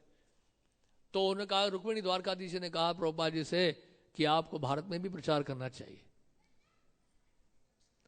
उसके बाद फिर प्रभुपाद ने फिर क्या किया, विदेश से, अमेरिका से और यूरोप से काफ़ी भक्त यहाँ पे इंडिया भेजे, और हमारे गुरु महाराज को भी भेजा था, और प्रभुपाद भी स्वयं उन्होंने काफ़ी समय बिताया भारत में, और यहाँ पे भी ग्रंथों के प्रकाशन और वितरण के लिए जोर दिया। और इसलिए उन्होंने क्या, महाराज को क्या बोला, भारत भूमि में, यानी कि भारत, यहाँ पे भारत में जितनी ग्रंथों का वितरण हो सकता है और कहीं नहीं। तो आपके पास बहुत अच्छी अपॉर्चुनिटी है, आपके पास फैसिलिटी है, आपके पास अपॉर्चुनिटी है, सब कुछ है आपके पास, उसका पूरा लाभ उठाइए ग्रंथों का वितरण करके। स्कूल्स में, कॉलेजेस में, ऑफिस में, मॉल्स में, शॉप्स में, सब जगह, स्ट्रीट कॉर्नर्स में, सिग्नल्स में, स्पीड ब्रेकर्स में, सब जगह जाके आप जहां जहां लोग मिलते हैं, लोग तो हर जगह मिलते हैं, जहां भी लोग मिलते हैं उनको क्या दीजिए, ग्रंथ दीजिए, प्रभुपाद जी का बुक्स। तो ये हमें करना है। तो इसलिए गोष्ठी आनंदी अगर आप देखा जाए तो देखिए, सारंग ठाकुर जो है भजनानंदी थे नहीं, और उन्हें एक शिष्य बनाया मुरारी, सारंग मुरारी ठाकुर, और उन्होंने बहुत सारे भक्त बना दिए। इसी तरह से शिला गौर सिद्धत बाबा जी महाराज भद्रानंदी थे, लेकिन उन्होंने एक शिष्य बनाया शिला भक्ति सिद्धांत ठाकुर, और उनके माध्यम से कितने संसार में कितने शिष्य बन गए, कितने भक्त बन गए देखिए। तो भद्रानंदी गोष्ठानंदी प्रोड्यूस किया उन्होंने, इतना बड़ा गोष्ठानंदी कि पूरे विश्व में प्रचार कर लिया नहीं। तो ये देखिए इस प्रकार जो है शिला प्रभुपाद जी के ग्रंथों को बांटने का हम लोग बीड़ा उठाएं और जिम्मेदारी उठाएं और अधिक से अधिक ग्रंथ बांटने का प्रयास करें। उत्साह जितना रहेगा उतना अच्छा रहेगा। लोग आपका उत्साह देखना चाहते हैं। अगर आपका उत्साह नहीं है, जैसे यहाँ पे लिखा है कि फर्स्ट लॉ क्या है कि आपकी साधना अच्छी होनी चाहिए, और यही बात श्रील प्रभुपाद ने लॉस एंजल्स में कहा था, if you want to increase your book distribution chant 16 round attentively without interruption. 16 माला का एक जगह बैठकर जब करो बिना किसी बाधा के, आप देखिए बुक डिस्ट्रीब्यूशन आपका बढ़ जाएगा। स्पिरिचुअल पोटेंसी की आवश्यकता, अगर 8 बजे या 9 बजे उठ रहे हैं और चेहरा आपका मुरझाया हुआ है सड़े टमाटर की तरह, तो कौन आपसे गीता खरीदेगा बताइए? बोलेगा खुद ही निराश है, लगता है इनके घर में शोक सभा बनाई गई है इसलिए ग्रंथ लेके बाहर खड़े हुए हैं और दूसरा अध्याय शायद सुनाने वाले हैं, तुम आत्मा हो शरीर नहीं हो। जो जब उदास होता है चेहरा, हताश होते हैं आप, तो लोग आपको देखकर निराश होकर चले जाएंगे। इसलिए आपके चेहरे में खुशी और उत्साह होना चाहिए। और उत्साह आएगा कैसे? जब बहुत ध्यानपूर्वक श्रवण कीर्तन आप करें, भगवान का दर्शन करेंगे, तो इस तरह से फिर जब उत्साह आएगा तो आपके अंदर ऊर्जा होगी, आपके अंदर एनर्जी होगा। फिर उस एनर्जी को लेकर जब बाहर जाएंगे, वो एनर्जी फ्लो करेगी आपकी वाणी के द्वारा, आपकी दृष्टि के द्वारा, आपका भाव जो है उस व्यक्ति के हृदय में प्रवेश करेगा और तब वो व्यक्ति आपसे सुनेगा, तब उसके हृदय में परिवर्तन आएगा, तब वो खरीदेगा। नहीं तो आप फिर बोलते रहोगे, 1 घंटा लगे रहोगे एक ही व्यक्ति के पास और पूरा दिन खराब कर देंगे, पूरा दिन बर्बाद कर देंगे। तो इसलिए हमें प्रयास करना चाहिए। और जो भक्त लोग एक्सपीरियंस नहीं है, जिनको नहीं पता बुक डिस्ट्रीब्यूशन कैसे करना है, जो कभी आज तक गए नहीं, वो उन लोगों के साथ जाएं जो जाते हैं रेगुलरली। धर्मनारायण प्रभु को एक टीम जा रहा है, यहाँ पर बहुत सारे टीम बने हुए हैं। 4 हमारे संकीर्तन पार्टी हो गई अभी। लॉस एंजल्स के प्रभुपाद जी के टाइम में 17 संकीर्तन पार्टीज थी।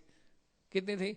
17 संकीर्तन पार्टी थी, अभी 4 तो हो गई हमारी एटलीस्ट मैराथन के टाइम में। एक धर्मनारायण प्रभु लीड कर रहे हैं, एक आनंद निताई प्रभु कर रहे हैं जम्मू में, और एक मसुंदर प्रभु गए हैदराबाद में, एक पीबीटी का टीम है रायपुर में। तो इस तरह 4 हमारे जो संकीर्तन पार्टी ट्रैवलिंग में है अभी। ये ट्रैवलिंग में नहीं है, दिल्ली एनसीआर में कर रहे हैं, ये भी ट्रैवलिंग एक तरह से। तो इस तरह 4 संकीर्तन पार्टी हैं जो लोकली जाना चाहते हैं, इनके साथ जाना चाहते हैं, इनके साथ भी जा सकते हैं। तो साथ जाने का फायदा क्या होगा? जो पहली बार कर रहे हैं वो जाके सीख लेंगे, हफ्ते बार इनके साथ लग जाइए, इनसे कला सीख लीजिए, और कला सीखने के बाद आप भी बन जाओ कलाकार। ठीक है ना? तो इस तरह से सीखा जाता है, लोगों से, भक्तों की संगति में रहकर उनके साथ जाकर हम लोग सीखते हैं। इसी को साधु संग कहते हैं। तो ग्रंथों का वितरण आप सब करिए प्लीज, आपसे रिक्वेस्ट है, क्योंकि समय देखिए आज हो गया है, बहुत लेट हो गया ऑलरेडी। 1 दिसंबर शुरू हो गया है बुक मैराथन। देखा जाए तो आज से शुरू हो रहा है दिसंबर बुक मैराथन। 1 दिसंबर रविवार का दिन है, बड़ा अच्छा दिन है, और धूप भी, हल्की हल्की धूप भी निकल रही है, बहुत अधिक ठंड भी नहीं है, और आपके पास गर्म कपड़े भी हैं, और आपके पास उत्साह भी है, और हमारे पास स्टॉक में ग्रंथ भी हैं, वो लेकर आप जा सकते हैं बाहर।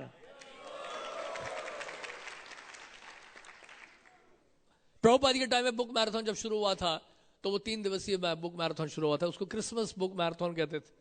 पहली बार जब स्टार्ट हुआ था इस्कॉन में, और रामेश्वर प्रभु बताते हैं, उस समय बॉम्बे लॉस एंजल्स पीबीटी के हेड थे रामेश्वर प्रभु, और तो बेसिकली उस समय बुक डिस्ट्रीब्यूशन स्टार्ट हुआ था, तो क्रिसमस बुक मैराथन के नाम से शुरू हुआ था। 3 दिवसीय था, और एक टेम्पल ने 3 दिन में 18,000 कॉपीज डिस्ट्रीब्यूट की थी प्रभुपाद की बुक्स। 3 डेज में 18,000 किताबें ऑन रोड। अरे अपने आप में एक वर्ल्ड रिकॉर्ड है। और उसके बाद फिर बताते हैं, रामेश्वर बता रहे हैं कि किस तरह से वो स्वयं जो है back to God magazine distribute करते थे। हालांकि वो लीडर थे, लेकिन खुद भी डिस्ट्रीब्यूशन करते थे और भक्तों को उत्साहित करने के लिए। तो एक बार वो रात को लेट हो गए, और जब लेट पहुंचे तो फिर देखा, उन्होंने सोचा कि अभी तो सब आके सो गए होंगे, शायद मैं ही बहुत लेट आया हूँ। और जब वो मंदिर पहुंचे तो उन्होंने देखा कि कोई भी नहीं आया था। रात के 11 बजे कोई पहुंचा नहीं था, कोई 12 बजे आ रहा है, कोई 12:30 बजे आ रहा है, कोई 1 बजे आ रहा है। क्योंकि एक्चुअली क्या था कि क्रिसमस जब मनाया जाता है अमेरिका में, तो रात पूरे लोग वैसे भी रात को लोग जागते हैं वहां पर, लेकिन क्रिसमस के समय रात को सारी दुकानें खुली रहती हैं, मॉल सारे खुले रहते हैं, और लोग बड़े एक्टिव होते हैं, और बहुत क्राउड होता है, क्योंकि क्रिसमस लोग शॉपिंग बहुत करते हैं वहाँ मॉल्स में जाकर। तो वो समय बड़ा पावरफुल होता है बुक डिस्ट्रीब्यूशन का। कई लोग ड्रिंक किए होते हैं, और वो ड्रिंक किए नशे में लोग ले लेते हैं, दे दो, ओके गिव। तो फिर वो लोग ले लेते हैं उसमें, और उस उत्साह से वो गए थे रात को, तो कई भक्त लोग इसलिए लेट हो गए कि 12 बजे आ रहा है, कोई 12:30 बजे आ रहा है, कोई 1 बजे आ रहा है, और उन्होंने सोचा कि मैं जो है सबसे पहले आ गया हूँ, देखा कोई भी नहीं आया। तो जानते हैं रामेश्वर ने उस समय कितना बांटा था? एक दिन में उनका वर्ल्ड रिकॉर्ड है 650 बैक टू गॉड मैगजीन बांटे थे उन्होंने। 650 भगवत दर्शन पत्रिका एक दिन में डिस्ट्रीब्यूट किया था। ये वर्ल्ड रिकॉर्ड रामेश्वर प्रभु का था। तो इस तरह से हम लोग उत्साह दिखाएं, क्योंकि उस तरह का उत्साह तो आजकल दिखाई नहीं पड़ता, बहुत कम है। क्योंकि जब प्रभुपाद के टाइम में, जब लॉस एंजलिस में जब मैराथन के टाइम में भक्त लोग सुबह 7:30 बजे निकल जाते, मंगल आरती से पहले 16 माला सबकी हो जाती थी, 6:30 बजे भागवतम क्लास, अपना गुरु पूजा करके निकल गए, और फिर रात को आएंगे 10, 10:30 बजे, 11 बजे। यानी कि कम से कम समझ लीजिए 15 से 16 घंटे नॉन स्टॉप बुक डिस्ट्रीब्यूशन पूरे महीने के लिए। ये आप करके देखिए, फिर देखिए चमत्कार, देखिए एक ही महीने में स्वरूप शुद्धि मिल जाएगी आपको। करके देखिए आप। डर लगता है? नहीं, डरना नहीं है। भगवान गीता में क्या कह रहे? सर्वधर्मान परित्यज्य मामेकम शरणम व्रज आम स्वाम सर्व पापेभ्यो मोक्षयिष्यामि मा शुचः। सभी धर्मों को त्याग कर केवल ग्रंथों का वितरण करो, डरो मत।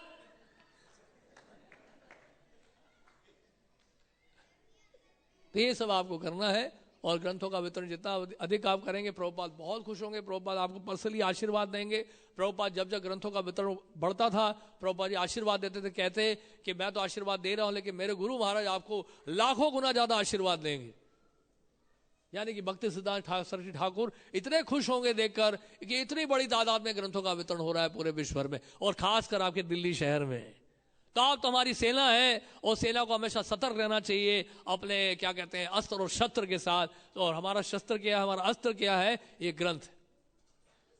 तो खाली हाथ मत जाइएगा बाहर, ग्रंथ साथ में लेके जाइए, याद रखिएगा। तो आप सबसे रिक्वेस्ट है, और यही कहते हैं, विराम देते हैं, और यही आशा करते हैं कि आप सब इन ग्रंथों का वितरण करेंगे। श्रील प्रभुपाद जी ने बहुत जोर दिया इन ग्रंथों के वितरण पर, और इसीलिए हम भी जोर दे रहे हैं, और आप भी जोर दीजिए। प्रभुपाद ने का परंपरा का मतलब है कि मैं आपको पुश कर रहा हूं और आप उनको पुश करो। दिस इज परंपरा। जैसे गाड़ी होती है ना, इंजन आगे होता है, पीछे वो सारे कोचेस होते हैं, उसके कंपार्टमेंट्स होते हैं। तो इंजन जब आगे बढ़ता है तो पीछे जितने भी कंपार्टमेंट साथ साथ मूव करते हैं। नहीं, इसी तरह से हमें भी मूव करना है सबको, और आगे लेके जाना है, और इस तरह से सबको कृष्ण भावना का हमें अवसर प्रदान करना है। हरे कृष्णा। श्रील प्रभुपाद की जय। माइक दे दीजिए।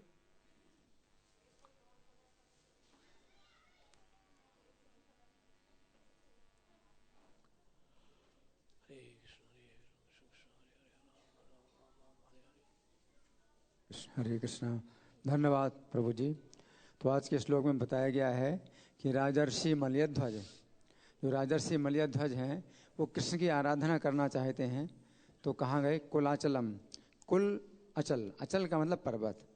तो एक पर्वत है जो कैसा है? कुल पर्वत। कुल का मतलब कुटुंब भी होता है, अपने कुटुंब का पर्वत। तो आप लोग भी इस पर्वत में बैठे हुए हैं, जहाँ बैठे हैं ये भी एक पर्वत है, और ये अपना कुटुंब का पर्वत है।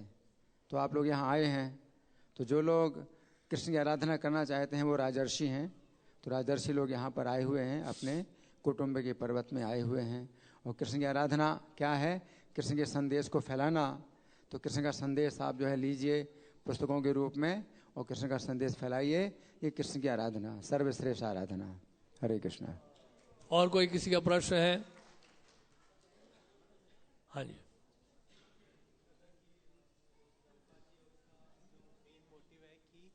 उनका मोटिव है कि बुक्स ज़्यादा से ज़्यादा डिस्ट्रीब्यूट हो। हमें देखते हैं कि मतलब जो नॉर्मल लोग होते हैं वो इतने इंटरेस्टेड नहीं होते हैं, लेकिन इंडिया में ये है ना, फ्री ऑफ कॉस्ट अगर आपने दी कोई बुक तो वो फटाफट से ले लेगा वो। तो can't we work hard for the cost of that book and give free of cost that book to someone? ये कह रहे हैं कि प्रभुपाद ने ग्रंथों के वितरण पर जोर दिया है, तो समारोह अगर हम कॉस्ट कवर कर लें और लोगों को बुक्स फ्री में मिल जाए। राइट। प्रभुपाद ने एक स्टोरी सुनाई थी। एक सेब बेचने वाली गई किसी घर में, और वो सेब बेचने वाली ने दरवाजा खटखटाया। जैसे भारत में खटखटाते हैं, जब तक दरवाजा खोलेंगे नहीं खटखटाते ही रहेंगे लोग। नहीं होता है, नहीं होता है। वहाँ विदेशों में ऐसा नहीं है, अगर एक बार नहीं खोला तो चुप हो जाओ, नहीं तो लोग फायर कर देंगे आप। यहाँ पे ऐसा नहीं है सिस्टम। यहाँ पे खटखटाते ही रहो जब तक खोलेगा नहीं हो। जैसे फोन होता है ना, जब तक उठाए नहीं फोन करते रहो उसको, फोन करते रहो, 20 मिस कॉल, 30 मिस कॉल, अरे उठा के नहीं रहा, वो उठा के नहीं रहा। एक बार ऐसी हुआ था, हमने फोन किया, बहुत देर ट्राई करते रहे, तो उस व्यक्ति ने उठा लिया। उससे कहा, बॉस मैं अब उठा नहीं रहा हूं फोन, तो समझ जाओ ना कि मैं बिजी हूं। तो उसे फोन काट दिया। तो अच्छा पॉइंट, अच्छा फिर वो क्या हुआ, सेब बेचने वाली दरवाजा खड़खड़ा रही, दरवाजा खोल दिया, सुबह का समय था। तो उस व्यक्ति ने कहा क्या है, तो उस लेडी ने कहा कि मैं सेब लेकर आई हूं। तो फिर इस व्यक्ति ने पूछा कि कितने का है, तो लेडी ने कहा कि फ्री में लेकर आई हूं सबको बांटने के लिए। तो जानते क्या हुआ, उस व्यक्ति ने दरवाजा बंद कर लिया, नहीं नहीं इसमें बॉम्ब हो सकता है। आप समझ रहे, कहने का मतलब प्रभुपाद ने स्टोरी इसलिए सुनाई, प्रभुपाद ये बताना चाह रहे थे जब भी हम कुछ फ्री देंगे तो क्या होगा, उसका लोग वैल्यू नहीं करेंगे। समझ गए आप। और वो तो 20 पाउंड दे के भी जो है उसने कृष्णा बुक डाल दी डस्टबिन, वो भी कसाई के खाने में नहीं। और जो फ्री में ले रहा पता नहीं क्या करेगा उसको, तो फाड़ी देगा उसको। तो इसलिए क्या है कि हम लोग को फ्री देने में थोड़ा सा दिक्कत यह है कि लोग उसको वैल्यू नहीं करते हैं।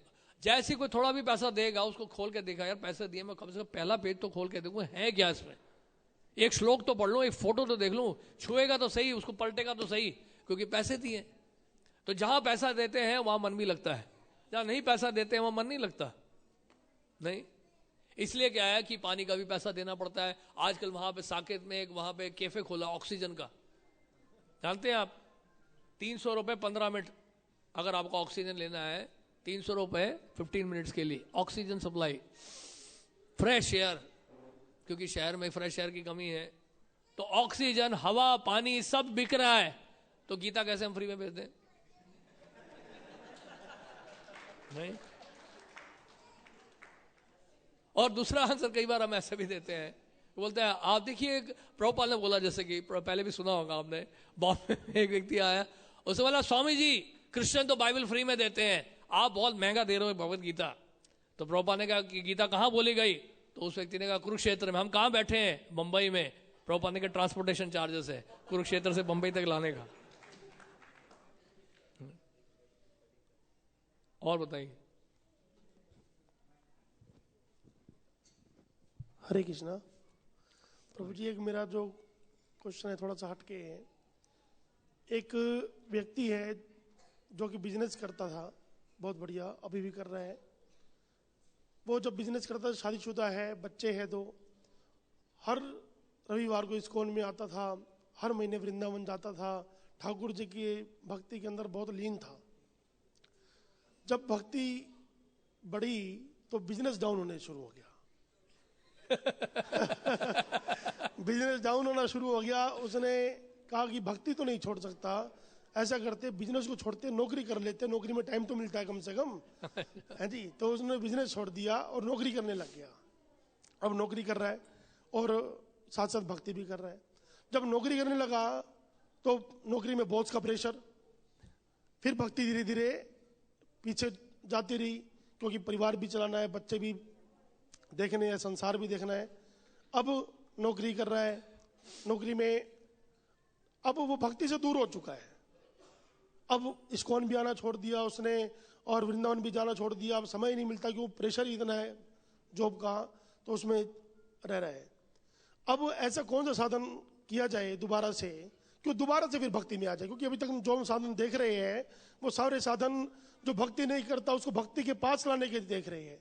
जो भक्ति में आके दूर चला गया उसको कैसे देखा जाए? सबसे पहले देखिए, हमें भक्तों के संग में रहना चाहिए, क्योंकि जब तक भक्तों के संग में रहेंगे नहीं तो हम लोग संसार की कठिनाइयों का सामना कर नहीं पाएंगे। भक्तों की संगति में रहकर वो उत्साह आता है। जैसे यहाँ पर अधिकांश जो भक्त बैठे हैं वो सब वर्किंग लोग हैं। आप में से कितने लोग जॉब करते हैं, हाथ खड़ा करिए। मोस्टली सब जॉब वाले ही बैठे हैं यहाँ पर। तो लेकिन इन भक्तों का संग अगर इनको नहीं मिलेगा तो यही होगा जैसे उनके साथ हुआ है। तो भक्तों के संग में रहना बहुत जरूरी है। वहां पे हमें शक्ति मिलेगी, वहां एक स्ट्रेंथ मिलेगा हमें। अन्यथा कोई अकेला है और ज्यादा भक्तों का संग नहीं मिल रहा है और खुद ही वो भक्तों का संग नहीं कर रहा है तो फिर बड़ा मुश्किल है। अपने आप में हम लंबा नहीं खींच पाएंगे। खुद हम वृंदावन चले जाएंगे या मंदिर भी चले जाएंगे, अच्छी बात है, वो भी अच्छा है, लेकिन भक्तों का संग जब तक नहीं मिलेगा हम उसको मेंटेन नहीं कर पाएंगे हमसे। इसलिए एसोसिएशन बहुत जरूरी है उस स्ट्रेंथ को बनाए रखने के लिए। देखिए प्रेशर तो हर जगह रहेगा ही रहेगा, क्योंकि देखा इससे क्या है, कृष्ण भावना की कमी ये भी है कि हमें सहन करना पड़ेगा। देखिए सहन करने का मतलब है, जैसे कि यही प्रश्न पूछा था एक बार, एक इंडियन प्रोफेसर आया था प्रभुपाद जी के पास। उसने कहा कि महाभारत की एक घटना मैं बताना चाहता हूं आपको कि अभिमन्यु को जो बड़े बड़े योद्धाओं ने मारा और अत्याचार हुआ उनके साथ, और उसके बाद उनके पिता अर्जुन और माता उत्तरा सब जो है रो रहे हैं, घर में सब रो रहे हैं, पांडव भी रो रहे हैं, यहां तक कि भगवान श्री कृष्ण भी रो रहे थे। भगवान ने गीता में कहा है सुख दुख लाभ हानि ये सर्दी और गर्मी के समान है, अर्जुन इसको सहन करना सीखो। भगवान कृष्ण गीता में बोला है नहीं, और लेकिन यहां कृष्ण रो रहे हैं खुद, ये हमें समझ में नहीं आया। प्रभुपाद ने बड़ी अच्छी बात बताई। प्रभुपाद ने कहा कि ये बात स्वाभाविक है, कोई अगर अपना सगा संबंधी निकट का इस तरह से मारा जाए तो नेचुरली रोएंगे, हंसेंगे थोड़ा ना, वो तो दुख प्रकट करेंगे करेंगे। अब ये थोड़ा कि सब रो रहे हैं आप हंस रहे, हाँ हाँ हाँ मैं सहन कर रहा हूं, देखो अगर आपको दुख भी नहीं हो रहा है तो कम से कम दिखाओगे थोड़ा ना कि आप बहुत खुश हो ऐसी परिस्थिति में। लेकिन प्रभुपाद ने कहा लेकिन सबसे बड़ी बात जानते हैं क्या है? सबसे बड़ी बात यह है कि ये सब होने के बावजूद भी अर्जुन ने भगवान कृष्ण की प्रसन्नता के लिए युद्ध करना बंद नहीं किया, अपने कर्तव्य को निभाते रहे अर्जुन। तो कहने का मतलब यह है मात्रा स्पर्शास्तु कौन्तेय शीतोष्ण सुख दुखदा आगाम अपायनो नित्यस्ताम तितिक्षुष भारता। यानी कि कहने का मतलब सहन करने का मतलब यह है अपने कर्तव्य को नहीं भूलना चाहिए हमें। सहन करने का मतलब यह है, प्रेशर तो रहेगा, हर जगह प्रेशर है, बिना प्रेशर के तो चावल पकता नहीं है, हम भी कैसे पकेंगे? हमें बाहर की दुनिया में रहकर पकना पड़ेगा, भक्तों के संग में रहकर पकना पड़ेगा। यहां भी प्रेशर है, ऐसा नहीं यहां प्रेशर नहीं है। हम सबको प्रेशर ही डाल रहे हैं, ग्रंथों का वितरण करो, सबको कोटा दिया, 1000 गीता बांटो, 2000 गीता बांटो, 500 गीता बांटो, बिना प्रेशर के कुछ नहीं होता। ठाकुर जी याद ही नहीं आएंगे हमें बिना प्रेशर के। जब प्रेशर होगा तो फिर ठाकुर जी के सामने गिड़गिड़ाएंगे और फिर बोलेंगे ओम जय जगदीश हरे, ओम जय जगदीश हरे, हमारी प्रार्थना सुन लो ठाकुर जी, राधा पार्थसारथी हमारे साथ क्या हो रहा है, बार बार राधा पार्थसारथी के पास आओगे। तो कहने का मतलब प्रेशर तो बहुत अच्छा है हमारे लिए, बिना प्रेशर के तो हम सब सो जाएंगे, बोलेंगे जो हो रहा है अच्छा हो रहा है, कल किसने देखा, आंखें बंद। नहीं, इसलिए क्या है कि हम लोगों को प्रेशर के रहने से क्या होता है, संसार की कड़वाहट भी दिखेगी, कड़वाहट की अनुभूति होगी हमें। वो अनुभूति कैसे होगी? जब हम भक्तों के संग में रहेंगे और साथ साथ श्रवण कीर्तन करेंगे, तभी अंदर आध्यात्मिक शक्ति जब हमारी बढ़ेगी तब इस भौतिक संसार को हम सहन कर पाएंगे, नहीं तो नहीं सहन कर पाएंगे। अदरवाइज संसार तो पूरा भयावह संसार है, माया से भरी हुई संसार है। यहाँ पर संसार का जो प्रेशर सहन करना बड़ा मुश्किल है, नहीं तो अपने आप में। तो इसलिए अपनी कृष्ण भावना को बढ़ाना है, ऐसे भक्तों का संग करने के लिए हमें तत्पर रहना होगा जो कृष्ण भावना भावित है, और वो लोग भी जो सहन कर रहे हैं। ऐसे भक्तों का संग करो जो सहन कर रहे हैं और कृष्ण भावना भावित भी है। तो ऐसे भक्तों से हम वो कला सीखेंगे, ऐसे भक्तों से सहन करना सीखेंगे कि किस तरह से बाहर रहकर भी जो है हमें सारे कार्यों में रहना। अब इनके पास पता है कहाँ का प्रेशर है? इनके पास ऑफिस का प्रेशर है, इनके पास इनकी माताओं का प्रेशर है, इनके बच्चों का प्रेशर है, रिलेटिव्स का प्रेशर है, और जो टेंपल आते हैं तो भक्तों का प्रेशर है, यानी कि ठाकुर जी का प्रेशर है। पूरा प्रेशर ही प्रेशर है चारों तरफ से, 24 घंटे प्रेशर में रहते हैं और पक रहे हैं। नहीं, अब उनको जैसे ही बाहर जाते हैं, जानते कौन याद आते हैं? इनको राधा पार्थसारथी याद आते हैं। आप सच सच बताइए, जैसे ही आप बाहर जाते हैं, कब हम मंदिर जाएंगे, कब भगवान का दर्शन होगा? होता कि नहीं होता? सच बताइए। क्योंकि आप उस कष्ट से गुजर रहे होते हैं, तब आप कृष्ण को मिलना चाहते हैं, कृष्ण को देखना चाहते हैं। हम भी जब प्रचार जाते हैं, बाहर करने जाते हैं, तो पूरे दिन जब बाहर रहते हैं, अगले दिन राधा पार्थसारथी का दर्शन जब करते हैं, उसका अलग ही आनंद होता है। तब देखते हैं संसार में लोग कितनी तरह से कष्ट पा रहे हैं, कितना कष्ट उठा रहे हैं, और हम जब देखते हैं प्रचार करते हुए, तो हम भी जब कृष्ण का दर्शन करते हैं, बड़ा अच्छा लगता है। तो इसलिए कोई ना कोई प्रेशर जरूरी है हमारे लिए, बहुत अच्छा है ये। तो इसलिए कुंती महारानी कहती है विपदा संता क्या है ताह शश्वत तत्र तत्र जगत गुरु भवद दर्शनम स्याद पुनर्भव दर्शनम। कुंती महारानी यही भगवान कृष्ण से प्रार्थना कर रही है, आप हमें और कष्ट दीजिए, आप हमें और कष्ट दीजिए, क्योंकि आप जब कष्ट देते हैं तो क्या होता है, आपका हम स्मरण कर पाते हैं।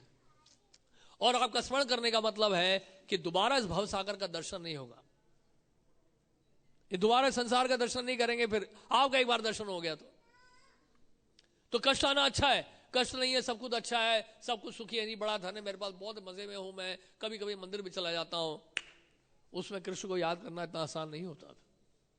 इसलिए भगवान क्या करते हैं, अपने भक्तों को ऐसी परिस्थिति में रखते हैं ताकि भक्त जो है उनको याद करें। पांडवों के साथ देखिए क्या क्या हुआ, पांडवों को लाक्षागृह में जलाने का प्रयास किया गया, उनको 12 साल वनवास, 1 साल अज्ञातवास, जहर दिलाया गया, जुआ में उनको हराया गया, द्रौपदी जी का अपमान हुआ, क्या क्या उनके साथ नहीं किया गया, लेकिन पांडवों ने कभी कृष्ण को नहीं भूला। और जब जब पांडवों ने कृष्ण को याद किया, कृष्ण की कृपा हो गई उनके ऊपर। वो तो भगवान के खैर नित्य सखा है, अनन्य भक्त है इस कारण से। लेकिन भगवान दिखा रहे हैं अपने भक्तों के माध्यम से, भक्ति में आने का मतलब ये नहीं है कि हमें कष्ट नहीं होगा, कष्टों से गुजरना नहीं होगा, हमें फिर भी कष्टों से गुजरना होगा। लेकिन भक्त क्या करता है, जो उन्नत है, जो परिपक्व है, वो कृष्ण को धन्यवाद देता है, क्योंकि उसको ये मौका मिला है कि वो कृष्ण का स्मरण कर पाए। नहीं तो कृष्ण का स्मरण क्यों करेंगे हम लोग? सब कुछ बढ़िया चल रहा है जी, मैं बहुत अच्छा हूं, वेल सेटल्ड हूं, हम क्यों जाए मंदिर? मंदिर तो भिखारी जाते हैं, हमें तो कुछ मांगना ही नहीं है। मैं एक बटन दबाता हूँ चार्टर्ड अकाउंटेंट आता है, दूसरा बटन दबाता हूँ लॉयर आता है, तीसरा बटन दबाता हूँ डॉक्टर आता है, चौथा बटन दबाता हूँ इंजीनियर आता है, पांचवा बटन दबाता हूँ तो मेरे सामने चेकबुक आता है और साइन करके पैसे निकालता हूँ मैं। कोई टेंशन ही नहीं है अपने को, चारों तरफ नौकर चाकर हैं, गाड़ियां हैं, बंगले हैं, और हम जाते नहीं मंदिर, क्योंकि हमारे घर में ही मंदिर है। हमने घर में ही मंदिर बना लिया, हमने एक पुजारी रखा हुआ है, वो अगरबत्ती चलाता रहता है, पूजा पाठ जो हो जाती है। हम क्यों जाए मंदिर? आप जाओ मंदिर, आपको मांगना हो, हमें नहीं मांगना कुछ। इसलिए क्या देखिए आप, बड़े बड़े धनाढ़ लोग जो हैं उनको मंदिर लाना बड़ा मुश्किल है। हमारे से जुड़े बहुत लोग हैं, लेकिन उनका समय नहीं है, वो अपने बिजनेस में, अपनी दुनिया में बिजी है, खूब नोट कमा रहे हैं। कौन याद करता है भगवान? कोई नहीं। ऐसे लोग मंदिर नहीं आते फिर। इसलिए कि आप देखिए बड़े बड़े जो सेठ लोग हैं, बड़े बड़े धनाढ़ लोग हैं, वो उनकी संख्या मंदिर में बड़ी कम होती है। इसलिए बाइबल में भी लिखा है, एक धनी व्यक्ति के लिए भगवान के धाम में जाना कितना मुश्किल है। जिस तरह से अगर हाथी को अगर आप सुई के छिद्र से निकालना चाहो तो हाथी को सुई के छिद्र से निकाल सकते हो, बड़ा मुश्किल है। इसी तरह से एक धनी व्यक्ति के लिए भगवान के धाम में जाना उतना ही मुश्किल हो जाता है, वो याद नहीं करता है। इसलिए भगवान क्या करते हैं, भक्तों को ऊपर कृपा करते हैं। यस्याहम अनुग्रहामि हरिष्ये तद्धनम शनैः, मैं किसी के ऊपर अगर विशेष अनुग्रह करता हूं तो धीरे धीरे सब कुछ छीन लेता हूं, ताकि वो क्या करता है, भक्त और निर्भर होता जाता है भगवान के ऊपर, और भगवान की कृपा मिलती जाती है उस भक्त को। और जब वो पूरी तरह से निर्भर होता है, उसके बाद जानते क्या करते हैं भगवान? छप्पड़ फाड़ के दे देते, इतना दे देते हैं कि संभाल नहीं पाओगे आप। जैसे सुदामा जी को दे दिया। नहीं, युधिष्ठिर महाराज ने एक बार बोला, युधिष्ठिर महाराज से पूछे भगवान कि भाई तुम कुछ मांगते ही नहीं हो हमसे, मैं तो तुम्हें पूरा तीनों लोगों का सुख दे सकता हूं, सब दे सकता हूं, कुछ मांगो में से वरदान।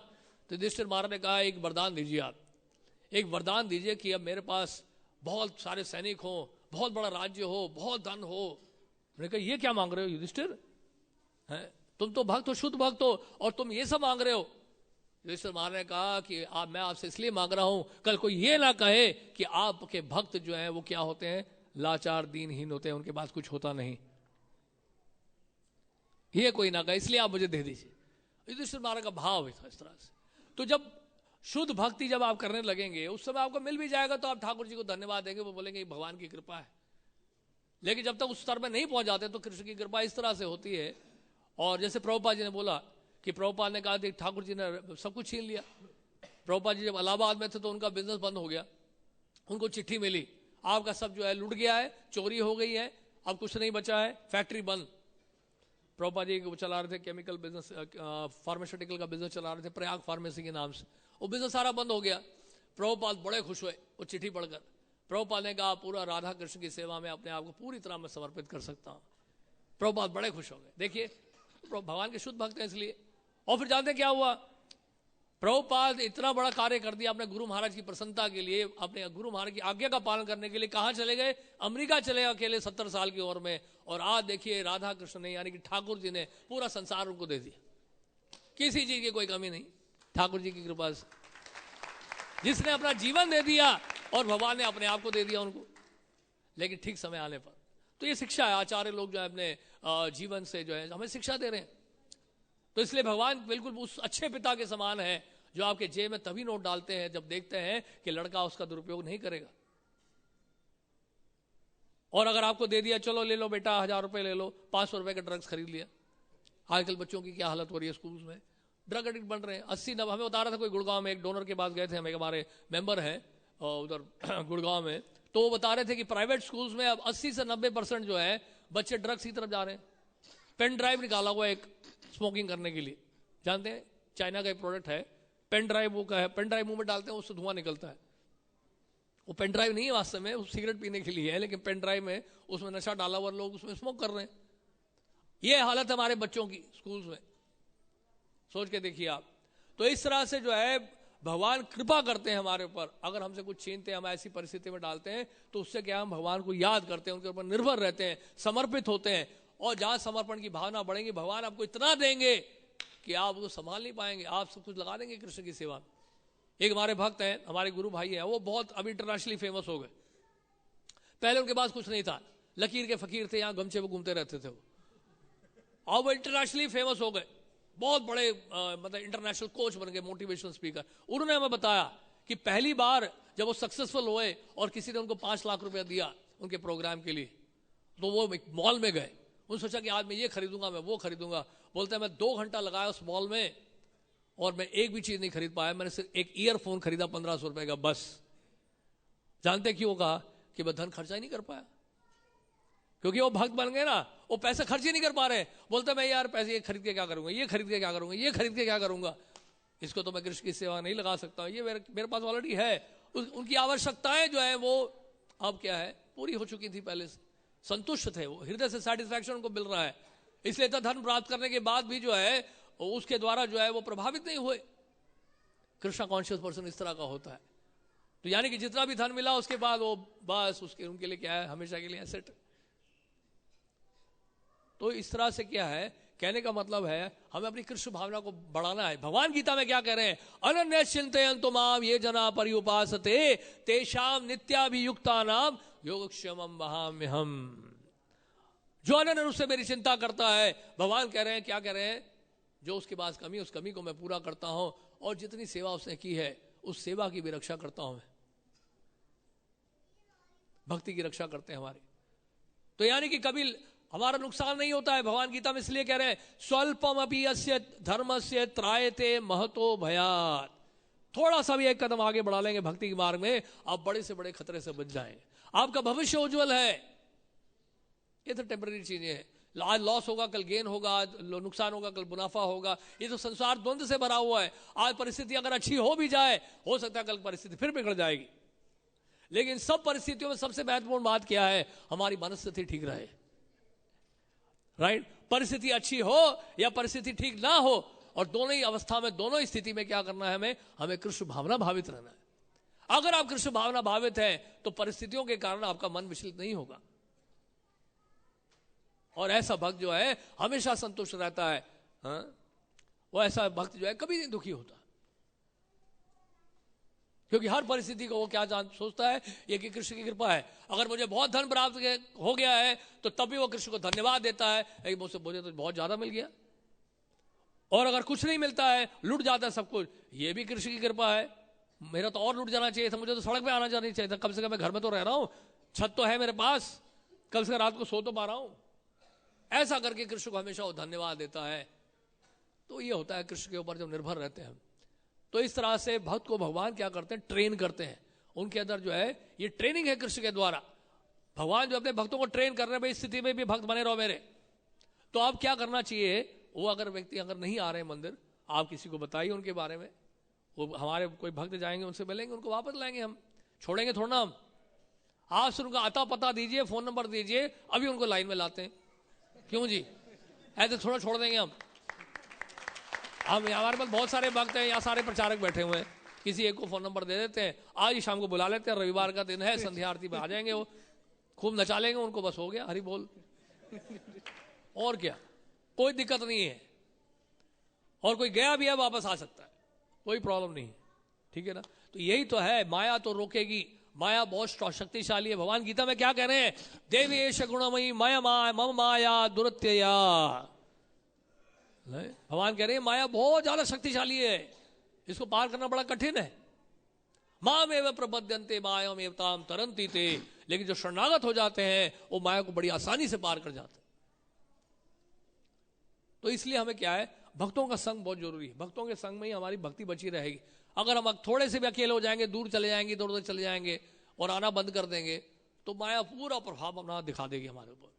माया नहीं चाहती ना आपको छोड़ना।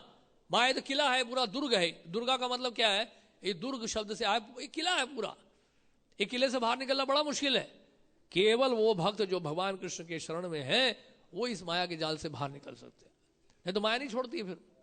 इसलिए क्या करना है, हमें भक्तों को पीछे लगा के रखना है सबके, और सबको क्या करना, हमें भी क्या करना है, भक्तों का संग में रहना है, खुद भी भक्तों के संग में रहना है, और जो भक्तों के संग से दूर भाग रहे हैं उनको सीखा से पकड़कर, सीखा नहीं कोई दिक्कत नहीं, हाथ से पकड़ के उनको वापस लाए। ठीक है जी, हरे कृष्ण। हरे कृष्ण प्रभु जी। हाँ जी प्रभु जी, जैसे हम लोग 4-5 भक्त रात में जाते हैं डिस्ट्रीब्यूट करने के लिए, देखिए डिस्ट्रीब्यूशन तो बहुत बढ़िया होता है, डिस्ट्रीब्यूट करते करते 11-12 बज जाते हैं। वाह, तालियां बजाइए इनके लिए। और जब बुक निकलती है तो घर आने का मन ही नहीं करता कि चलो सुबह हो जाए कोई बात नहीं, लेकिन सुबह ऑफिस भी जाना होता है और सुबह की साधना भी डिस्टर्ब होती है, तो साधना को कैसे मेंटेन करें?